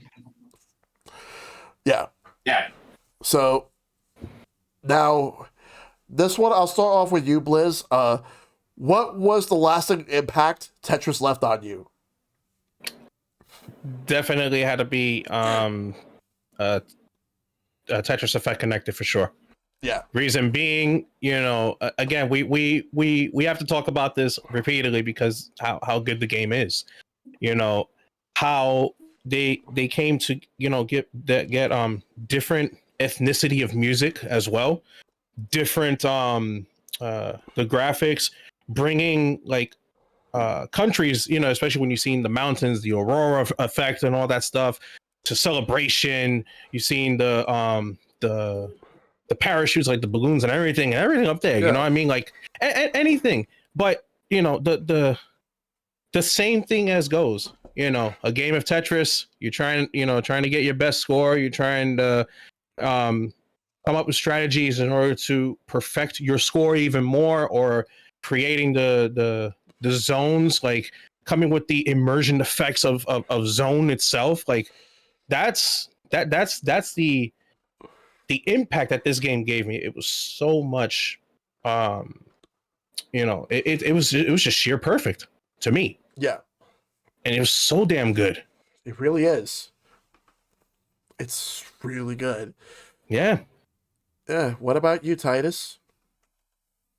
Well, if you've noticed the theme here, I think everything's just going to kind of go back to Tetris 99 here, because it's pretty clear I need to be more well-versed in sort of the Tetris library of games.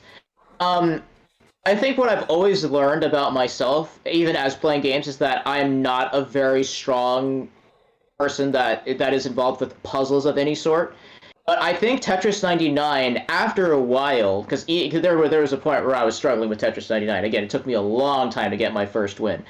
I think Tetris 99 is, you know, one of those puzzle games that I started to understand after a long time, and that's not the case with most other puzzles. And I know that and if we're going to talk about lasting impact, not just for me personally, I know we kind of brought up all the different battle royales that have hit the Switch at one point or another, and no, Fortnite does not count. It is. I think it's incredible how in the entire Nintendo catalog of battle royales, how Tetris 99, after all these years, has kind of just stood the test of time. Because every other battle royale that has hit the Switch, whether it's Pac-Man or Mario or F-Zero, those are showing signs of dying out, or they have already been killed by Nintendo themselves at one point. But if I'm not mistaken, Tetris 99 has been out for, what, 6 years? 6 years. Just about, Six? yeah. Yeah, 6 years. It's been out for 6 years, and to this day, it's still going incredibly strong. I mean, especially in the normal 99 lobbies, you will never not have a full lobby of 99 people. Mm-hmm. Yep. Yeah. And it's incredible how strong the Tetris community is keeping this game alive. Yeah. OneOneTwo? So for once, I am not going to give an answer that is 99 or effect. Honestly, Tetris as a game, I'm going to keep this answer a little brief because it sort of goes off topic and into a more of like a real world topic. To me, historically, Tetris was sort of one of the, like, Tetris leaving the Soviet Union back in the 90s was sort of one of the final pieces of the puzzle to the dissolution of the country, honestly, and to the political dynamics we see today. Again, going to keep this very brief. This is not gaming. Yeah. But I do think that historically, Tetris is a very important game just to the planet, honestly, because it sort of shifted the dynamics of, like, it was part of the shift of the dynamics of the U.S. and the Soviet Union in general. Yes. And I just find that so fascinating, honestly, as like one of the things that, like, as one of the cultural artifacts of the country to get opened up to the rest of the world. The fact that that one has really stood the test of time is, I would say, that whole history behind it, Yeah. and the sort of politics that play into it. That's what really shaped me about Tetris, and that's why I keep watching all these documentaries. That's why I love Tetris Forever. That game is amazing, and as a museum, especially, it's great. And it does a great job of explaining how Tetris, like, got to the rest of the world, Yeah. and just how it evolved from there. That history is what keeps me coming back, honestly. Absolutely. Very good history. Like, Digital Eclipse really knocked it out of the park with that one. The best game, frankly. Like, I think it's the best collection they've ever made. Mm-hmm. And I was saying this as a Mega Man fan, for crying out loud. Yes. Now, what about you, Jess? To kind of bounce off what OneOneTwo's saying, I think, like, the Tetris is one of the video games that transcends video games. I think it's a work of art. It is a puzzle game that transcends video games. Hank and Alexi, kind of paraphrasing them, but they're kind of, and because of course they are the Tetris company, they want to talk highly of their product. They've kind of compared Tetris to like chess. Like it is a timeless game that'll never go away. And their hopes is that, and I'm paraphrasing, this is an exact quote, but they kind of feel that game will be around forever, like chess, like other board games, like Go, which Hank was like really into and whatnot. And I fully agree because there's not a very many games that video games that you can hand a controller to somebody and say, here, play this, and you'll get along with it. And because there's people who just do not or cannot play video games. As old as the medium is now, there are still people that are like, I can't make this like happen. Yeah. I can't even make Mario run to the first question block to hit the mushroom thing and grab that. For some person of different ages, that can seem like impossible, right? Yeah. Tetris, I think, is one of the things that truly anybody can grasp and play and find joy in on whatever format. Of course, it's a video game, but like a cell phone, a Game Boy, Nintendo, whatever it is, I think it is going to be one of the games that will be around forever. Even like if and when this video game industry crumbles and falls, right? Because of just all the reasons, oversaturation and people tired of the formula and it's too expensive and whatever. I think Tetris will be around forever because it is an affordable game too as well, because it's just easily formula to translate and to develop for. So going on that note of saying that it's transcends the formula, I recently played Tetris on NSO, classic NES Tetris, and I had a brand new classic rush. It was brand new rush, but a classic rush of hitting my top score, of organically getting to like level 19. And I don't do the pro rolling tap. I can't. I'm not going to try to I'm a busy person. I'm not going to try to learn that skill set. Not easy. Yeah, it's not easy at all. But just to organically get to level 19, starting with there and getting a score of like 439,000, and seeing the multitude, like the flashes of the Tetris and hearing the sound of the NES one, the sound effects and the pieces drop. I did have this rush of it's the Ratatouille, like eating the food and then you I know exactly. That was the score, and I'm like, man, I love this game. I love Tetris in general, and I think that's probably the most, outside of the repeated joy of Tetris Effect, which will also have an emotional effect on you when you play it.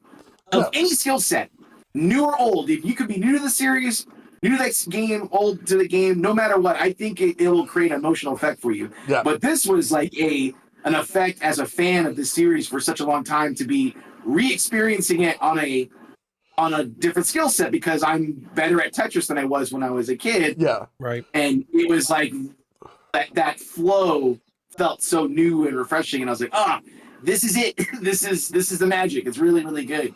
And yeah, Tetris will be around forever. Yep. Like it'll be a thing that'll last forever for sure. Absolutely.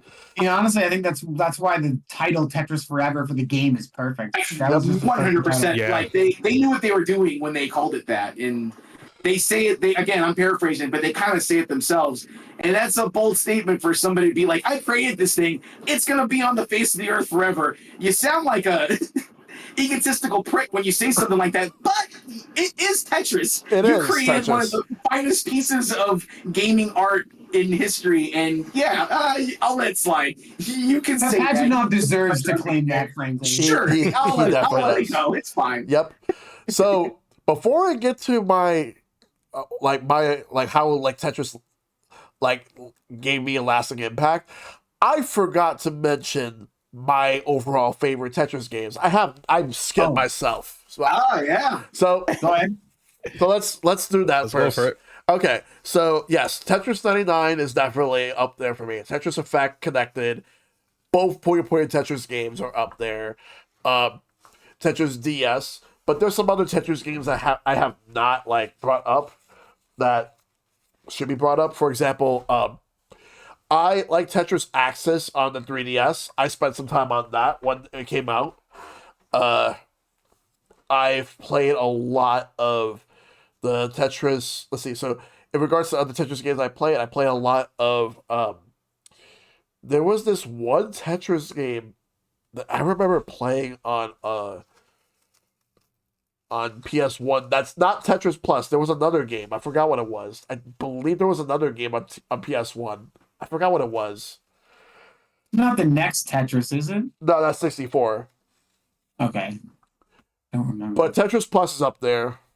I've also played the arcade Tetris from Atari. I thought that was all right. Like, it's not my favorite, but I just want to give that one a shout out because I thought that was fun. That said, the Tengen Tetris game, people praise that, and I'm like, it's all right.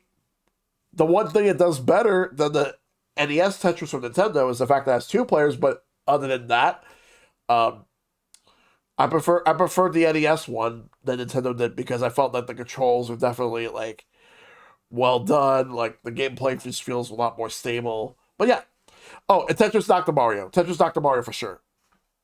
So, and now let's move on to my own lasting impact. So, Tetris with a lasting impact for me, like, since playing the game since I was a little kid, like, just seeing all these falling blocks and just getting to see myself playing, like, countless hours over and over again with these games, especially with Tetris DS, Tetris 99, Puyo Puyo Tetris, and all that stuff. Love it. But if I just want to play something chill, I have Tetris Effect Connected for that one. Right. Speaking of which, I actually do, related to that, I want to bring something up.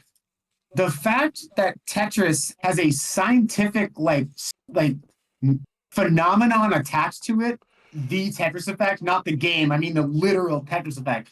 The fact that Tetris is so culturally permeant that it has a numerous, and I mean numerous scientific studies about this is unbelievable. I can think of maybe 3 games ever that have had scientific papers written about it like that. Yeah. I can tell you another one is Burnout Paradise. I had a third one in mind, but I can't remember. Yeah, but Tetris for me, like, the impact is that it helped with my own coordination, it being able to concentrate, because I have ADHD, and to be able to concentrate playing Tetris, I was able to overcome the fact that I have ADHD. So I'm like, I'm not going to let that stop me from actually moving on and doing the best I can. Granted, I still have to work on the T-spins, and I definitely need to work on the all clear, but that's even harder than the T-spins for me. But if I recall correctly, I think there was one scientific study that showed that it could even help with PTSD of all things. Don't quote me on that. You should search for it for yourself, but I remember reading that somewhere. Yeah. Yes. It does. And like with me as well, like on days where in the past I worked as actually a supervisor and a fire life safety director for 7 years. And every time I come home from work, and it's like, my goodness, man, I'm so burned out, I'm so tired. But then I just want to turn on the game. I just want to turn on Tetris. And the minute you start to get into your session is when all things alleviate. Yes. Everything is clear. You're focused on the lines. It's like it's an effect itself. Yes. As we're all mentioning, it's like, oh my goodness, like, man, I should start playing Tetris more. And that's pretty much what I would do, especially on a hard day's work, whether it be a good day or if you're having a real crappy day, Tetris is there. And I just say, okay, we're good. Yeah, we're okay. Exactly. Tetris is like that significant other you never knew you needed, but it's always there. If there's some sort of psychological effect with playing the games that you love, on the top, we brought up all clears a second ago. For a lot of people, there's something satisfying about clearing every single block on your screen and screwing somebody over in the process. I think me and my friends made a joke about it at OneOneTwo, where Tetris 99 or any sort of battle royale of that sort is one of those games where you can gain and lose brain cells at the same time.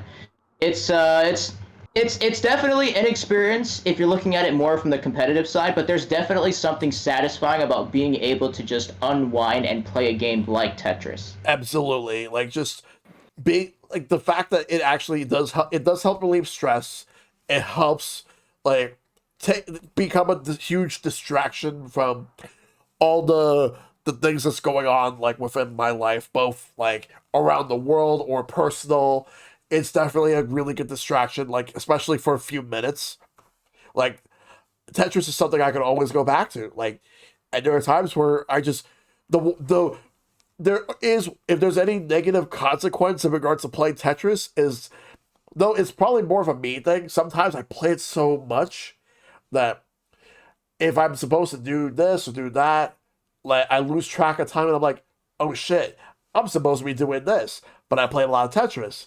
It's like that's a negative consequence of playing it, but at the same time, you can't deny how fun it is just to play Tetris. So I'm definitely the same way, man. You can't. Definitely the same way.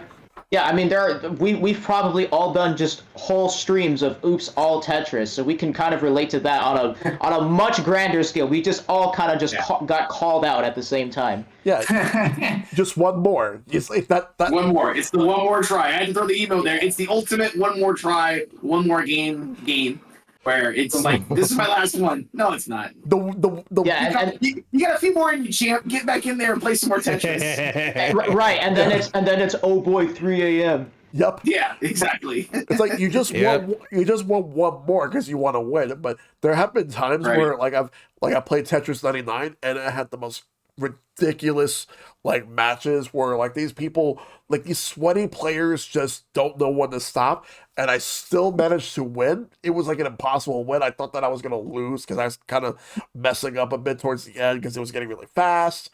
But then when I noticed that I won, and I was just shocked, and I'm like, because I think I remember streaming it one time, like I just could not believe the fact that I won. And I'm like, yep, that's enough for today. Like that was it. Yeah, I remember. Good notes. Good. I'm sorry. I was just end on a good note. That's what you gotta do. Yeah. You win, end on a good note. Yeah. Yeah, I remember my match with Tetris 99. I think I spent a good 15-20 minutes between myself and the other person, and it was just going back and forth nonstop. Mm-hmm. I don't know how in the hell I win that match. It was ridiculous because I remember at one point during like the 10-minute mark, just about. Yeah. He just kept throwing me with insane amounts of garbage. Insane. When I tell you I'm trying to clear 10 lines. I'm trying to clear 10 garbage lines. Sends me another 15 my way. 15 sends me another like a gazillion amount, But somehow, all that pressure, as I mentioned earlier, all that pressure is how I, got to win that game, which was insane because in that game alone, or in Tetris 99 in general, when you feel that pressure that you're all the way up on the top, your core mind, your mind starts to unlock even more things that you're trying to come up with a lot of stuff. Yeah, and it's crazy. Absolutely. So now the last thing is community questions. So I've asked people in my Discord server different questions, and I made it so that it's, in the fairness of time, one per person, just to be fair. So, like, the first one is from Ice Pick. How do you feel about Tetris 2 and other games that utilize Tetris branding, but don't actually play like the original game, like Tetris Attack, Wordtris, Hatris, etc.? Well, I like Tetris 2. The Bob Bliss mode is fantastic. Like, just the fact that sometimes you have different Tetris games as a way to deviate from the formula, to experiment, try different things. It's fun. I think it's fun. I liked Tetris 2 and Bomb Bliss, like especially as a mode, but those puzzles got way too much after like level, I would say 60. Like the like main mode where you beat individual levels. I would not recommend trying to beat that. It's just too ridiculous. The speed is too much, and like basically all of your pieces start becoming pentaminos. It's honestly annoying, frankly, but the actual gameplay itself is fantastic. Mobless is very cool. Yes. I agree with you. Tetris 2, great concept of what they did in that game. However, I gotta say, with Tetris was so damn weird. Yeah, Tetris, it gave me, I don't know how many times to process what I was supposed to do in that game. I know stacking the same hats, but I'm like, how many until you clear it? You know what I mean? It's crazy. It doesn't have the same staying power as Tetris, honestly. Yeah, it really doesn't. And the same goes with what was it? Wordtris was another weird one. I get the concepts of trying new things, but it's like it doesn't work out. Yeah. Tetris 2 was just fine on its own. It was good. It was really good. Yeah. But then obviously it got harder during the later levels. Yeah. But as for these other games, Hatris, Wordtris, I could take Tetris Attack 2. Really, really good game, especially in the competitive scene, which is still competitive to this day. Yep. They still go at it, which is I can't even play that game myself, man, like that. Let's see. What about you, Titus? Well, I keep hearing all these questions about Tetris 2, Tetris DS, and I'm like, nope. See, I'll see you all later. Again, I am not well versed in Tetris as much as you guys are. I wish I could relate to 90% of the things you guys are saying, but I just don't have any knowledge on prior Tetris games other than, again, maybe the themes that were in 99 that we talked about earlier. I just need to dive into more Tetris is what I really need to do. Honestly, I would say pick up Forever. Forever has a lot of games in it, and you will learn you will learn them quite quickly. Forever is sort of the best introduction to the history of the series. Is that on Switch? Yes. It's on Switch. It's on PS4 and Steam as well, if I remember correctly. Yeah, it's on everything pretty much. Like, I highly recommend getting Tetris Forever. Like, great collection. But the museum is really like the main reason to actually get it. The games are just like great to have, be able to play them. We look at the history, the evolution. It's fantastic. Speaking of which, I know Icepick was asking about like some of the more obscure Tetris games. I don't know how hot of a take this is. I'm gonna guess it's pretty cold. I didn't love Time Warp, which is the new game they have in Forever. I thought it was very underwhelming. Yeah. Understandable. I think Time Warp. Well, one, what it could have helped is if it was, and I understand it's Digital Eclipse. They're only so big. They only have so many resources. What really helped would have been had online play. So you're restricted to your solo play or playing. I think you can play against a computer or anything like that. That game, I did like it, but it doesn't have longevity because you can't play it. It's a competitive game, but you can't play against anybody unless you happen to be. I don't know personally other people that are into Tetris as much as I am. I know virtually, in the Twitch space and online gamer space. So they're kind of like neat game, but yeah, the longevity's not there. Going back to the actual core Tetris Forever experience, like on the side note, that's like the gold standard for collections from this point on. I know it's difficult for everybody else to make a collection like that, but that is the standard. And it does. I know it starts before with the Atari 50th anniversary, and going even back, their first foray into that, I think, would be the SNK 40th anniversary collection, which is a lower budget. They have lower budget, lower resources, definitely more obscure games, but the amount of effort to make a history museum piece out of a collection of games, that's the way it needs to be from this point on. And with Tetris, it's a licensed nightmare. As they explain in their timeline of like, without explicitly saying it, it's in the timeline like, we can't have every game because read the history. It's very, very hard to do that, but the amount of games in there is very, very good. Yeah,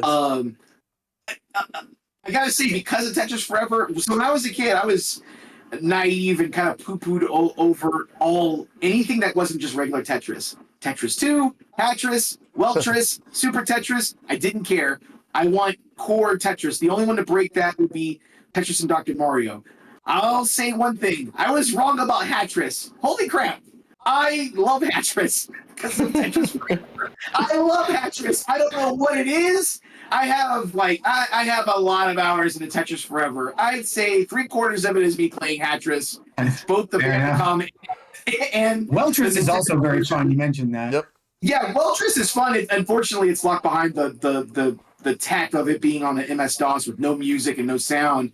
But I really like the concept of what that game is doing. I think that it's funny because you read Alexi's kind of notes and he's like, I liked it. Yep. I liked it. But nobody else did. But yeah. I kind of wish there would have been a version of Weltris that was released on like a console that had the music, had the pizzazz, that would have worked for the console. But alas, it just didn't work out that way. But maybe someday we could probably get a new version of it. But if there's interest in new versions of these games, maybe. But it's all in due time. I still can't believe you got into the Grandmaster. That's crazy. Oh, It started with me primarily being the most interested person in Hatris, like waving the flag of Hatris. Yep. Hatris is cool. The concept of it is very unique. So I'll give you that. Yeah. Again, it's weird, but it works out though. It So does. Yeah. Let's see. So next up is from Dari Gamer. How do you think after all these years they could jazz up Tetris and get people to play it like we did so long ago back when gaming was simple? Well, I mean, like, I think Effect basically answers your question, honestly. pretty much. it's the effect. Like That is how you inject life into a 40-year-old game now at this point? yes. 40, yeah. 40, yeah. Yeah. So yeah, I can't really add anything else to that. Same. So It's just skins, really. To take that excellent boss mode that was aforementioned in Tetris Effect, which is a great version of it, take that concept and add skins to it. Like have it cross-promoting with just a random example, Xenoblade Chronicles, right? We were talking about how there's so many Xenoblade Chronicles themes. yeah. Like, theme it to where the boss is like one of the monsters, or a Monster Hunter crossover, or pick a license or an IP that can be crossed over with Tetris in ways that'll get interest of people who aren't interested in Tetris, and just keep that energy going. And it's just, I think Tetris Forever, playing those games, again, when I was talking about earlier, what really makes Tetris different is the sound design and the look. The core game is the same, but that simple change makes it a whole brand new game. I was like, you're still playing Tetris, but now I'm playing Monster World's Tetris, and it's still classic Tetris, but you add a mechanic that feels like you're combating a monster, or you're hitting a specific goal, or doing certain things. That's all. They keep on doing that. That's one of the ways that Tetris lasts forever, aside from the core game. Definitely love to see more boss ideas, because the ones in Effect are very cool. I like all the adverse effects that the boss can give you, whether it's arrows that shoot diagonally and take out blocks, pentaminos. There's triminos, which is 3. One of them in Puyo Puyo Tetris, one of the garbage ones that one can give you is just minos, just one. So you only have one block that you drop, and it's honestly a hilarious. What is it? Handicap, I guess. Yeah. The most brutal one by far is when your board turns invisible. That's just unbelievably difficult. To deal with. Yeah. I agree with that. Like, or the one that like flips your whole board upside down, so left is right and right is left, and you're going towards the top. That is also ridiculously hard to counter. actually, sorry, I just thought of an idea that actually can answer that question. What if there was like a Tetris adventure game, in a sense where like they have like this open world, like kind of like an RPG in a sense, like you go around, like you do challenge people to matches in Tetris, but like they have like an adventure where when the boss battles, like you have like the boss battles similar to the ones in Tetris Effect Connected, like what we are just talking about, but have like these bosses. Like you earn a lot of respect from your peers, like some currency as well. And I would have a story mode, like have it as a big story that does tie into the history of Tetris.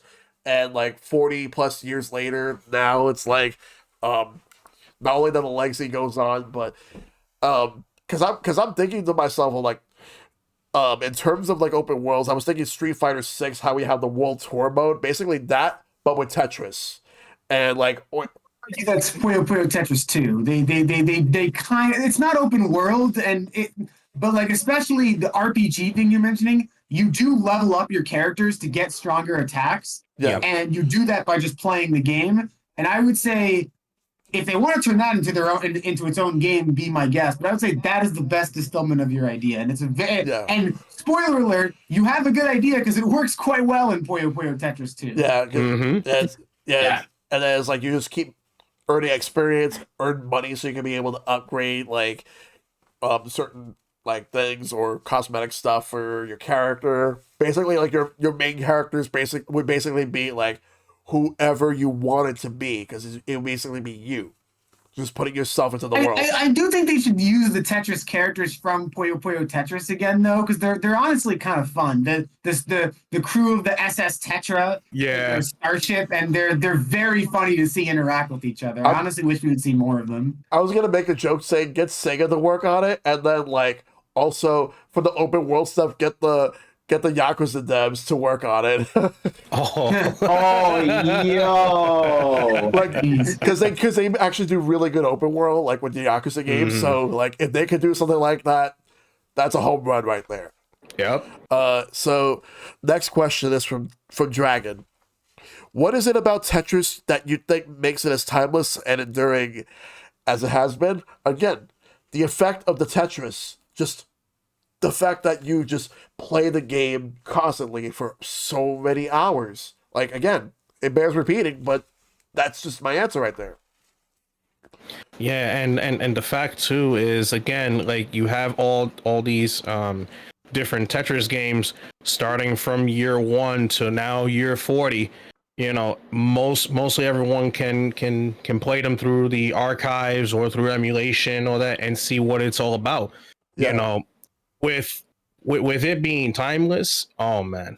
I mean, I think it was one Tetris game that I spent almost, I think, 12 or 13 hours in just to see how many lines I can just get. No, seriously, I was like, what was it? I think it was Tetris Party for the Wii. Oh, I That's remember what it that was. one. So Wow. Tetris Party on the Wii. I remember that one day when it came out on launch, I got the disc and everything, and I started from, I think it was 5 p.m. all the way till about 5 a.m. or 6 a.m. in the morning, something like that. I didn't even get to sleep until about 6:30, 7 o'clock because, the game was so good. The graphics were so good at the time, right? Yeah. Even the sound effects too, when you're making the lines and everything, like everything is so good. And then I just kept playing. I think in total, I forgot how many lines was it, but I got to say about 10,000 something, the most. That's how much I put towards those 12 hours of Tetris Party. Yep. Oh, and I would argue Tetris is timeless because it is the ultimate pick up and play game. That's I true. love games like Wii Sports. I already have opined about how Mario is one of my favorite franchises. Minecraft is another one that people often bring up as like pick up and play. All those games are I would say are also in the same league. I don't think any other game is just as abstract and as easy to understand and learn as Tetris. Right. Yeah. The simplicity of what that game brings, especially again, 40 years worth of simplicity, but it's just different changes here and there, yeah. It was Yeah. the best-selling game of all time for Exactly. a very, very long time. Yep. Yeah, it's just iconic, is what it Minecraft, is. I think. Yep. What about you, Jess? Yeah. He's easy to play, difficult to master. It's the sentence that kind of like what makes a great game, and that's like the ultimate like if you know that phrase that applies to Tetris like more than anything. Like it applies to all the aforementioned other games, Go, chess, other board games, like because those are timeless games. I think Tetris is the most easy to play, easy to learn, I should say, easy to learn, difficult to master. And it's that addiction. That's what makes it addictive, is because once you learn the mechanics of it, what can I do to make myself better at it, and can I get better? And it is a ceiling that is near impossible to reach. Your own ceiling.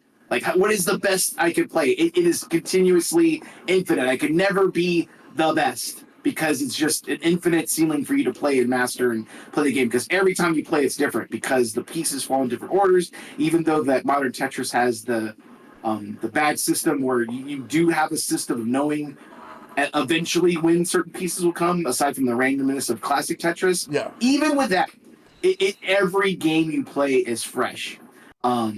And the masters at Tetris, they're still playing it because, like, they're the proof, like, that they can still play it. Because other games, if you master a game and you're done with it, you can hang your hat and go, I'm done with this. And I think, like, Tetris, the people who are, like, the masters at it, they are still playing it because has infinite playability. So, yeah. That's what's going to be around forever.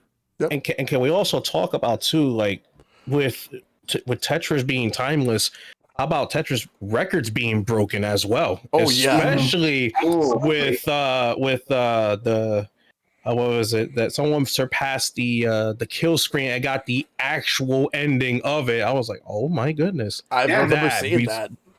Between the rolling techniques, classic Tetris World Championships that are still happening to this day, which is so fun to watch. If I would recommend it, if you guys look it up on YouTube. Check out any classic Tetris World Championships, but rest in peace, Jonas Neubauer. Jonas was the king. I was just about to bring him up. Yo, man, Jonas. The other kid, I forgot what's his name. The 16-year-old kid that beat Jonas at the time. Crazy. Is the kid that did that the first time. Yes. Who got the real kill screen of Tetris for the first time. Mm-hmm. Incredible video. That video is incredible because he again, kind of proving how timeless Tetris is. He's very, very young, and he does it, and then he calls his mom because his mom's at work. Like, that's how young it is, and it's like this one of the most wholesome moments in gaming, because he does this world record breaking feat, and he's like, I gotta call my mom because I gotta let her know that I just did this amazing thing. She's working. And it's like the most wholesome thing, and you can, like, it's great. It's Tetris. It's fantastic. Yep, such a pivotal moment in history for sure. Absolutely, yeah. Like, so the next question: what would you think the world would be if Tetris never became a hit for everyone? This is from Epic Man. Eesh, that's a tough question. Wow. That's tough. A much worse place.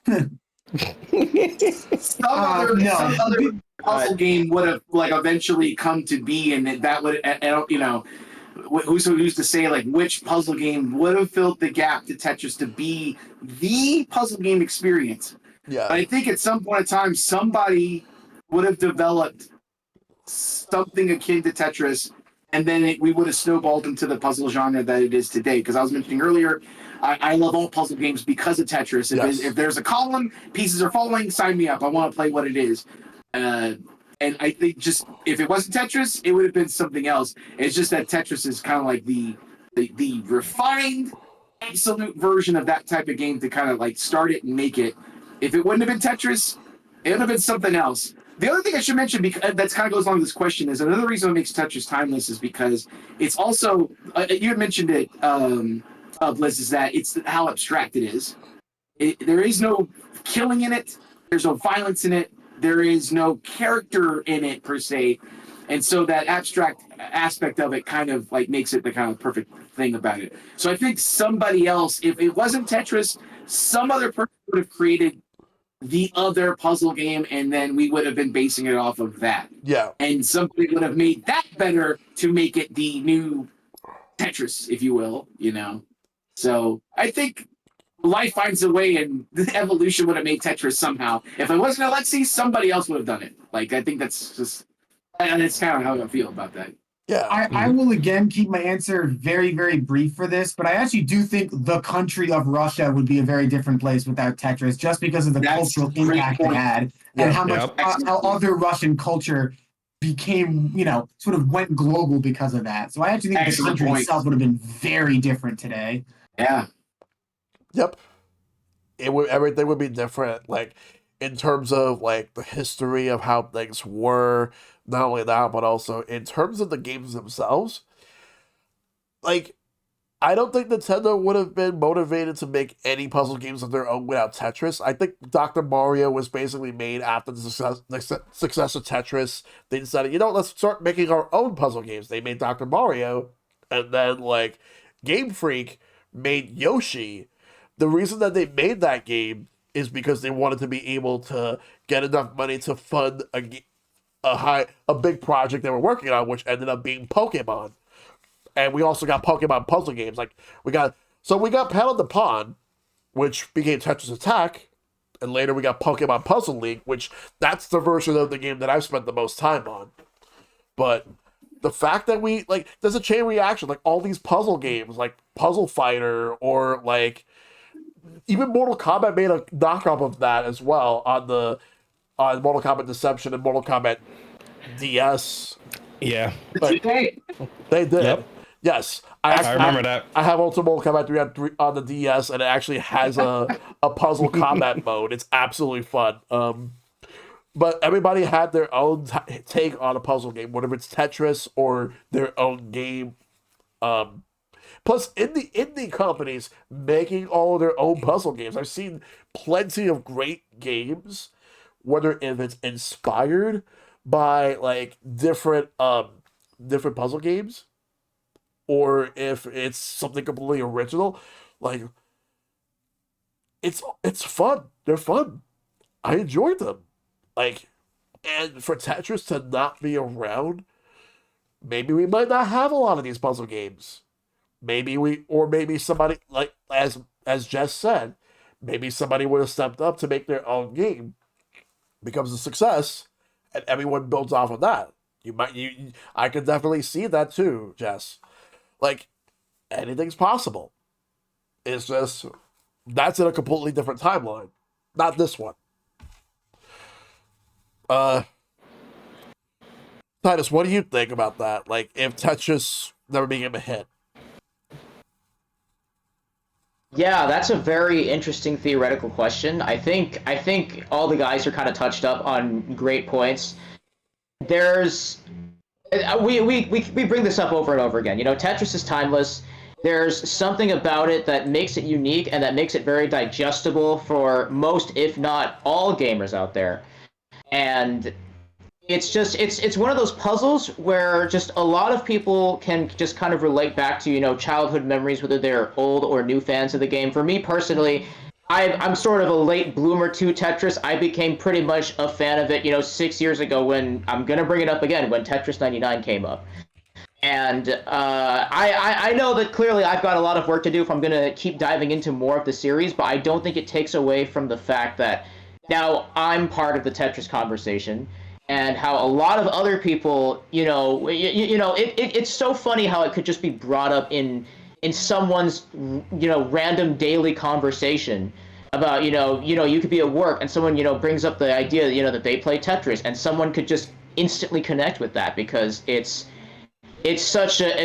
became such a global phenomenon, and now we're here talking about it, which just goes to show you how big it's made a change in the world, And the thing is, I would imagine, we're all in the United States. Not every masterpiece comes from this particular country. It can come from someplace else around the world, and it'll still find its way here and still be something that everyone wants to talk about.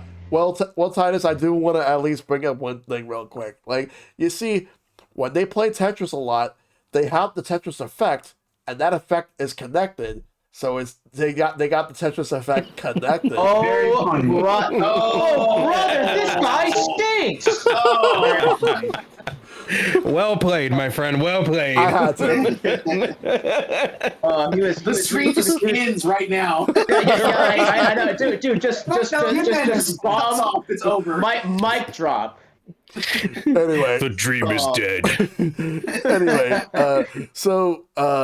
Destiny asks, what was your toughest Tetris challenge yet? Master mode in effect easily. That was ridiculous. Like going above, I would say if you play that mode for more than like a minute, you better be at least decent at the game because it ratchets up. It starts at 1G and it ratchets up very fast from there. Yeah. Oh yeah. For me as well is just brutal. Yeah, for me it was a tournament during the pandemic. I was in, I think, semifinal or final. It was one of the two. I don't remember. And there was this one set where we were tied 4-4. That specific match went on for about 12 or 13 minutes in zone battle. That's what it was in Tetris Effect. The amount of stuff with the garbage, like, you know how when you play in the zone battle where the garbage is easy, where it stacks onto just one side, then the second phase of it is like, okay, kind of like they'll switch in between, but then the third phase is where the lines get all mixed up, where all the garbage is like, okay, it's sporadically everywhere, where that mode is supposed to be, I think, the kill switch mode. That's what it's supposed to be. Yeah. So in that kill switch mode, we got to about 2.5 or almost like towards 3 minutes. And it was the rest of that match was nonstop. We were trying to get from the top. We were trying to get all the way down, then setting up for zone. And that was repeated like about 4 or 5 minutes at a time. And it was crazy. Like the total point differential. I won the match, by the way. The total point differential was by 5, just by 5 points. Yeah. But obviously he topped out. So it was like about almost 300-something thousand points. And I say, yo, what did we do? The average lines per minute, the how fast you were going, we were at 98.5. Oh my god. Oh wow. 98.5. The zone clear rate was about 75%, which was freaking nuts. Yep. What speed were you at? No, the funny thing is in the zone battle, there's no speed. No speed at all. Oh, right. You're playing zone battle. I forgot. Yeah. But it's okay. But pretty much our speed were matching close to 100 attack per minute. That's what it was, APM. Jeez. And it was freaking nuts. I don't know how I got it. I reset the bracket, but I mean, I lost that. I lost the tournament, but I got second place out of it. Yeah. It was crazy. That's still So good, that's though. yes, Yeah. but that was one of my toughest challenges of, you know, in playing multiplayer matches. Definitely that was my toughest. Yeah. What about you, Titus? All right, well, I'm gonna sound like a basic B word for bringing up 99 again, but I'm gonna say the toughest challenge I had within Tetris 99 is probably a two-parter. I think the first part of it was me just trying to get my first win in general. There's always that concept of getting the first win is always the hardest. And I think around the time that I was finally able to get my first win, I had learned how to T-spin, which, with all due respect, if you don't know how to T-spin in Tetris 99, you might be screwed. That's how sweaty the game has gotten. Because you can just send out garbage at a much more efficient rate against your opponents if you know how to T-spin versus somebody who doesn't know how to do that. Yeah. But I would say the first part of my hardest challenge was getting my first win in general. And then going off of what I said about the streamer's curse earlier, then the second part of that challenge was actually winning a game on stream and proving that I had what it took to win a game. And I think in regards to that, it took me maybe another year to win a game on stream. I remember there'd be so many times where I'd fall short, and I probably was very much feeling the streamer's curse in full effect. And then there was a day where I broke through and I finally won a game on stream, and that was like maybe a few more wins on my own time just playing. Yep. So that's probably where I stand with that. Yep. OneOneTwo? Yeah. I mentioned it earlier, but I would say either Master Mode and Effect or just both Grandmaster games. If you think Tetris is too easy and you think you're getting bored, try Grandmaster, any of them, because it will put you in your place. It is absurd how fast that game gets. Yeah. I can't even beat the first one. I did actually beat the second one on easy mode, but the first one is, oh my god. I don't actually know what speed it goes to, but I know it hits 1G within like 50 line clears. So 1G is equivalent to level 20. Yeah. And then when you get to all the way to the top, which is 30, I mean, you can keep going since now it's endless too. I forgot that was an endless mode to that. 30 is about equivalency to level 40, level 50-ish, but that's where the gravity is like that. Yeah. Yeah. It's crazy. Yep. I still need to play that mode because that's the mode I have not messed around with, but I need to play that mode because that is that's excellent. Yeah. And that mode also is very good. Yep. Another one too that I really liked, and also is kind of a tough challenge. Purify, that Purify mode. Oh, Where, not yeah. Purify. Yeah. that one's hard. Purify is so good, but at the same time, the way the lines are set up, you need to know exactly what pieces are you using because it kind of connects in between. So, like, let's say 2-3 lines, you have the J piece, the L piece, and also a T piece. Out of those, there's a combo system along with the Purify in order to, clear all the infected within the amount of seconds. Obviously, I think it's 3 minutes total, but each infection that comes is an amount of number of seconds, and if you do that, obviously you'll get bonus points out of it. Yeah. But it's so tough because you're trying to fit the right pieces in, but also you have to combo it at the same time. Yeah. So that way you can keep the purifying infection down, and that's the strategy. So I think in that mode, that was another tough one of me because I try to hit my personal goal of getting 1,000 infection clears. I did, yeah. Now I did get it, but I surpassed it even more. It was about maybe 1,300 on infection. Yeah. Which is impressive. Yeah, that's another one of my toughest things because that took me about ever since the game came out. With the effect mode with Purify, that took me about 2 years to do it. Yep. Let's see. So I can't think of any challenges, but go ahead. It's like the toughest thing lately is taking on Tetris Grandmaster, because I was mentioning earlier, it's the one missing gap from all the games I played over the years, and then when it dropped on Arcade Archives, got it, played it, loved it. So the hardest moment was finally getting to my record right now is S5. So and correct me if I'm wrong, but I think Tetris Grandmaster, the way it works is that you start off at level 1, you work your way up to 10 turns into S rank, and then the 10th S rank is S Master. That's when you've beaten the game, essentially, if I'm not mistaken. Yeah. So, I've got the S5. And the toughest one is, like, getting to that point and everything's going your way because Tetris Grandmaster also adheres to the pieces is RNG. They come at random rates. It's not the grab bag system that's in modern Tetris. So for me, I'm okay until the long pieces come for whatever, and I'm stacked high. Manipulating the long pieces in Tetris Grandmaster, the way that the rules are of how it goes up against the wall is stringent compared to modern Tetris. And if those long pieces come, I have the hardest time flipping them. Just a normal flip to line them up, and it's really challenging. So me getting that S5 is probably the most like locked in.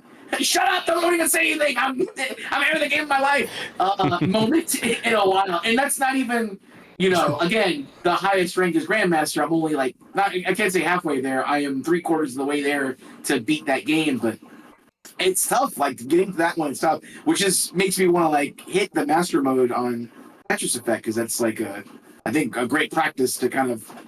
I'm sure because you're playing with modern Tetris rules in Tetris Effect to play that and then go back and play Tetris Grandmaster would be a great kind of practice back and forth on that. Pretty great. Yeah, that's something I agree. I was gonna tell you that you practice a lot on that, and then you can actually get the ease in the Grandmaster easier like that. Yep. Yeah. I can't think of any challenges, but I am gonna bring something up. There was this one time. Well, two different instances because they kind of go hand in hand with each other.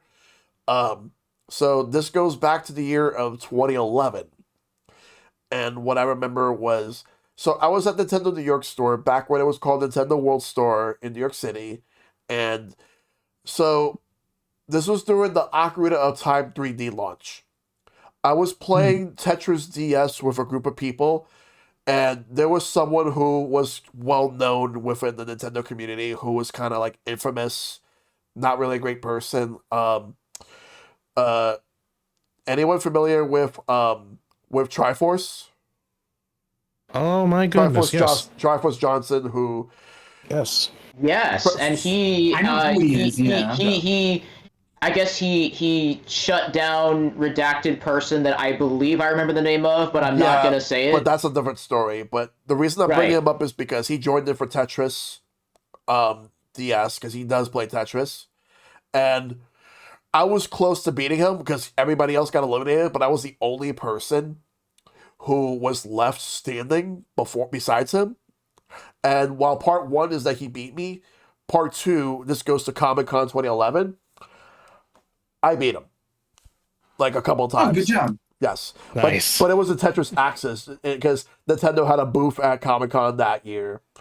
And it got to the point where they had Tetris Axis there, so we played and I beat him. I'm like, yes, finally, I felt vindicated that time. So it's one of those things where like you wanted to finally like just beat somebody of that level. So it just felt good.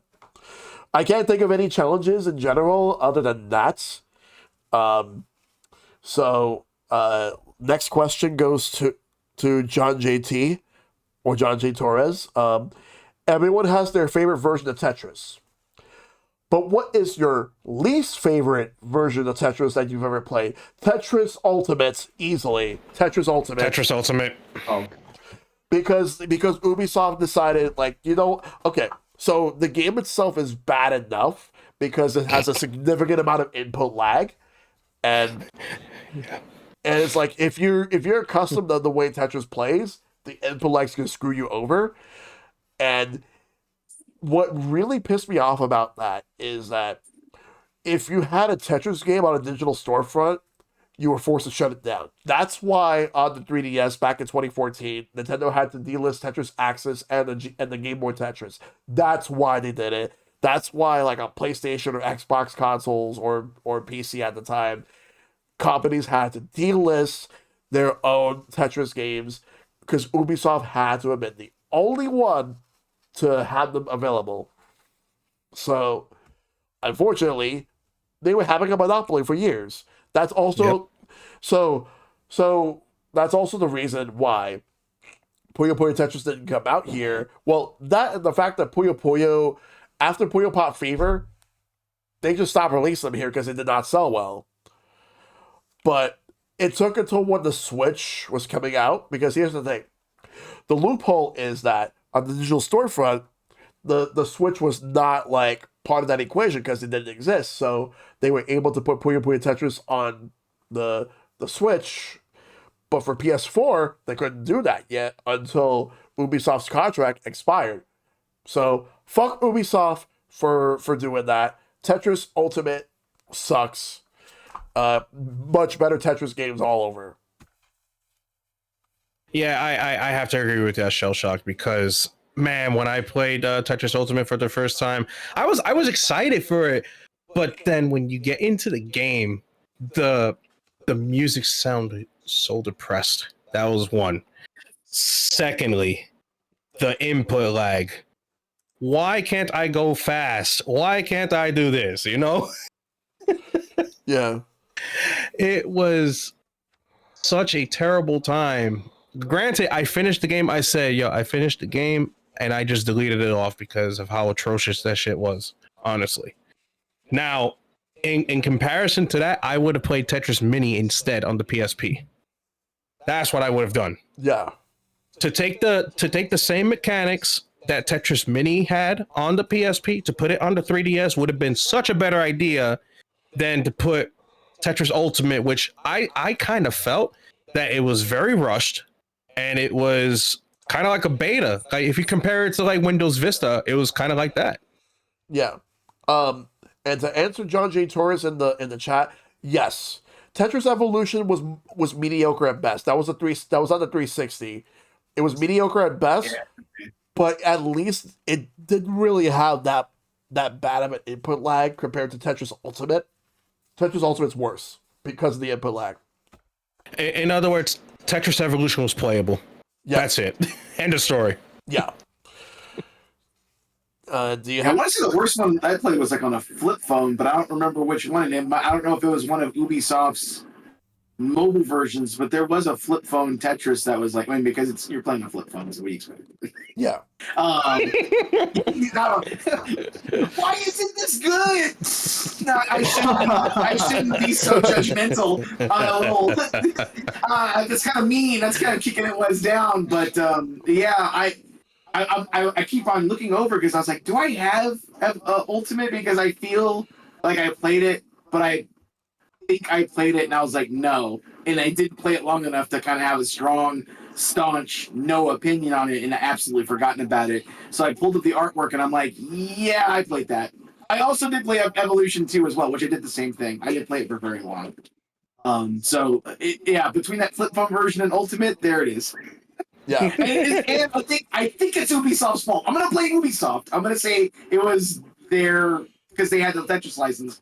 That flip phone Tetris was probably released by them. Because I also played. I want to say yes. I'm gonna go double down and say it was Ubisoft because I also played at the time. They had a Prince of Persia flip phone game. Oh no, I'm sorry, Assassin's Creed. They had an Assassin's Creed game that played like a Prince of Persia, but on a flip phone. What are you expecting, Jess? What are you doing? What are you doing? Judging these games like, oh, these games suck. I paid $5 for them way back in the day on a flip phone. What were you expecting? But anyways, yeah. Yeah. What about you, OneOneTwo? That's tough. I mean, I also didn't like Tetris Ultimate, but honestly, especially after playing forever, I actually think my least favorite might be the original 1984 one. I don't know, man. It's really difficult to play nowadays. I respect the fact that it was the OG, that it was the one that, preceded every other Tetris game and allowed every other Tetris game to exist. But going back to the original 1984 one that Alexei Pajitnov first coded on a PC, it's kind of difficult to play, I won't lie. Yeah. Like, honestly, the ones that are the most difficult to play are the ones where, like, instead of pressing, like, for example, A or B on this controller to move and rotate, you have to press down. That was the 84 one. Yes. The 84 one had that exact problem. There were a couple of other games that had that issue, especially the original Famicom Tetris game. I think that was a trip. Yes, I think that was a real trip because they adjusted the way the game played to kind of play. They had to actually change the control scheme. They have the original, so you can experience it. But default, they're like, try to play it this way. That kind of makes sense. The best that they can. You know what's crazy about the OG Tetris? I'm with you on that. It's not you play it for the history lesson, right? I did. I played all the games in order, so that was the first one I played in forever, and I was like, I don't know if I like this. This is very stilted. Yeah. So it's for the experience to kind of see how it is, but I wonder how accurate that is to the original version because I T-spin in that game. And it's a weird, you get nothing out of it, of course, because it's not scored that way. They weren't thinking that way. But the original 84 Tetris in that build, the way it is, there is a flexibility on the way the pieces land that is not present in NES Tetris. Yeah. So I was really curious if was that originally how it was, or is that them tinkering? Like, did they have to build those versions from the ground up somehow? Either way, it was interesting because I was kind of really surprised of how I was like, wow, you could move the piece around a little bit. And the fact that I tried out a T-spin, it works. You can do it. Like, but it's impractical because it's not rewarding. It's not doing anything for you. If I recall, they tried to get it as one-to-one as possible. It's not the original. They did have to recreate it, but they said it was as close as they could get. Yeah. Which is appreciated. That's super awesome that they did that. But yeah. And Titus, like, you haven't played any other Tetris games other than 99? Yeah, I was gonna say that's our show. Thanks for watching, but all right, now I'm getting put on the spot again. Man, being on here, I'm kind of realizing how unprepared I am to answer some of these questions. The Boy Scout motto is to be prepared, and Troop 220 is in shambles right now. But what's it called? Again, the one Tetris game that I have played, in the most recent years of my life is 99. Obviously, I really love it now, but I guess I'll just go and say, I guess my least favorite is Tetris 99 with a gigantic asterisk, because in my early days of playing, I genuinely didn't understand it. I think I was barely beating anybody in my first couple weeks, maybe even months of playing, 'cause I just didn't understand how people were stacking up blocks and sending garbage at such a fast and efficient rate. Obviously, over time that's changed, and now my skill has become a lot better. But I don't know. I mean, if I have to give a specific answer, I think just the early days of me playing 99 were probably my least enjoyable because I just wasn't good at it at the time, and almost everybody could beat me. Right. When I first picked it up. Even down the stretch until, again, the first win over a year later. And to be more specific, I think my very first win was on the Animal Crossing theme that came out, if I remember correctly. So that was a lot of themes down the line. It took me a while. Yeah. But I think just to summarize it, I think my early days of Tetris 99 is probably my least enjoyable. Even though I've been praising the game the whole time, I guess that's where I probably would have to critique it, if anything. Okay, that's fair. Real quick, though, Titus, real quick, I gotta say, like, I envy you in the sense that your first and current and only Tetris game is one of the peak finest Tetris moments, though. So Yeah, exactly. You're playing the best. Dude, I know, man. I'm too spoiled in today's day and economy and all that stuff. Understandable, because it goes backwards from that point on. All these other versions of Tetris are very good, but you are playing the peak version of Tetris outside of Tetris Effect, so yeah. Right, which again, I'll need to. Again, I'll need to get on that at some point.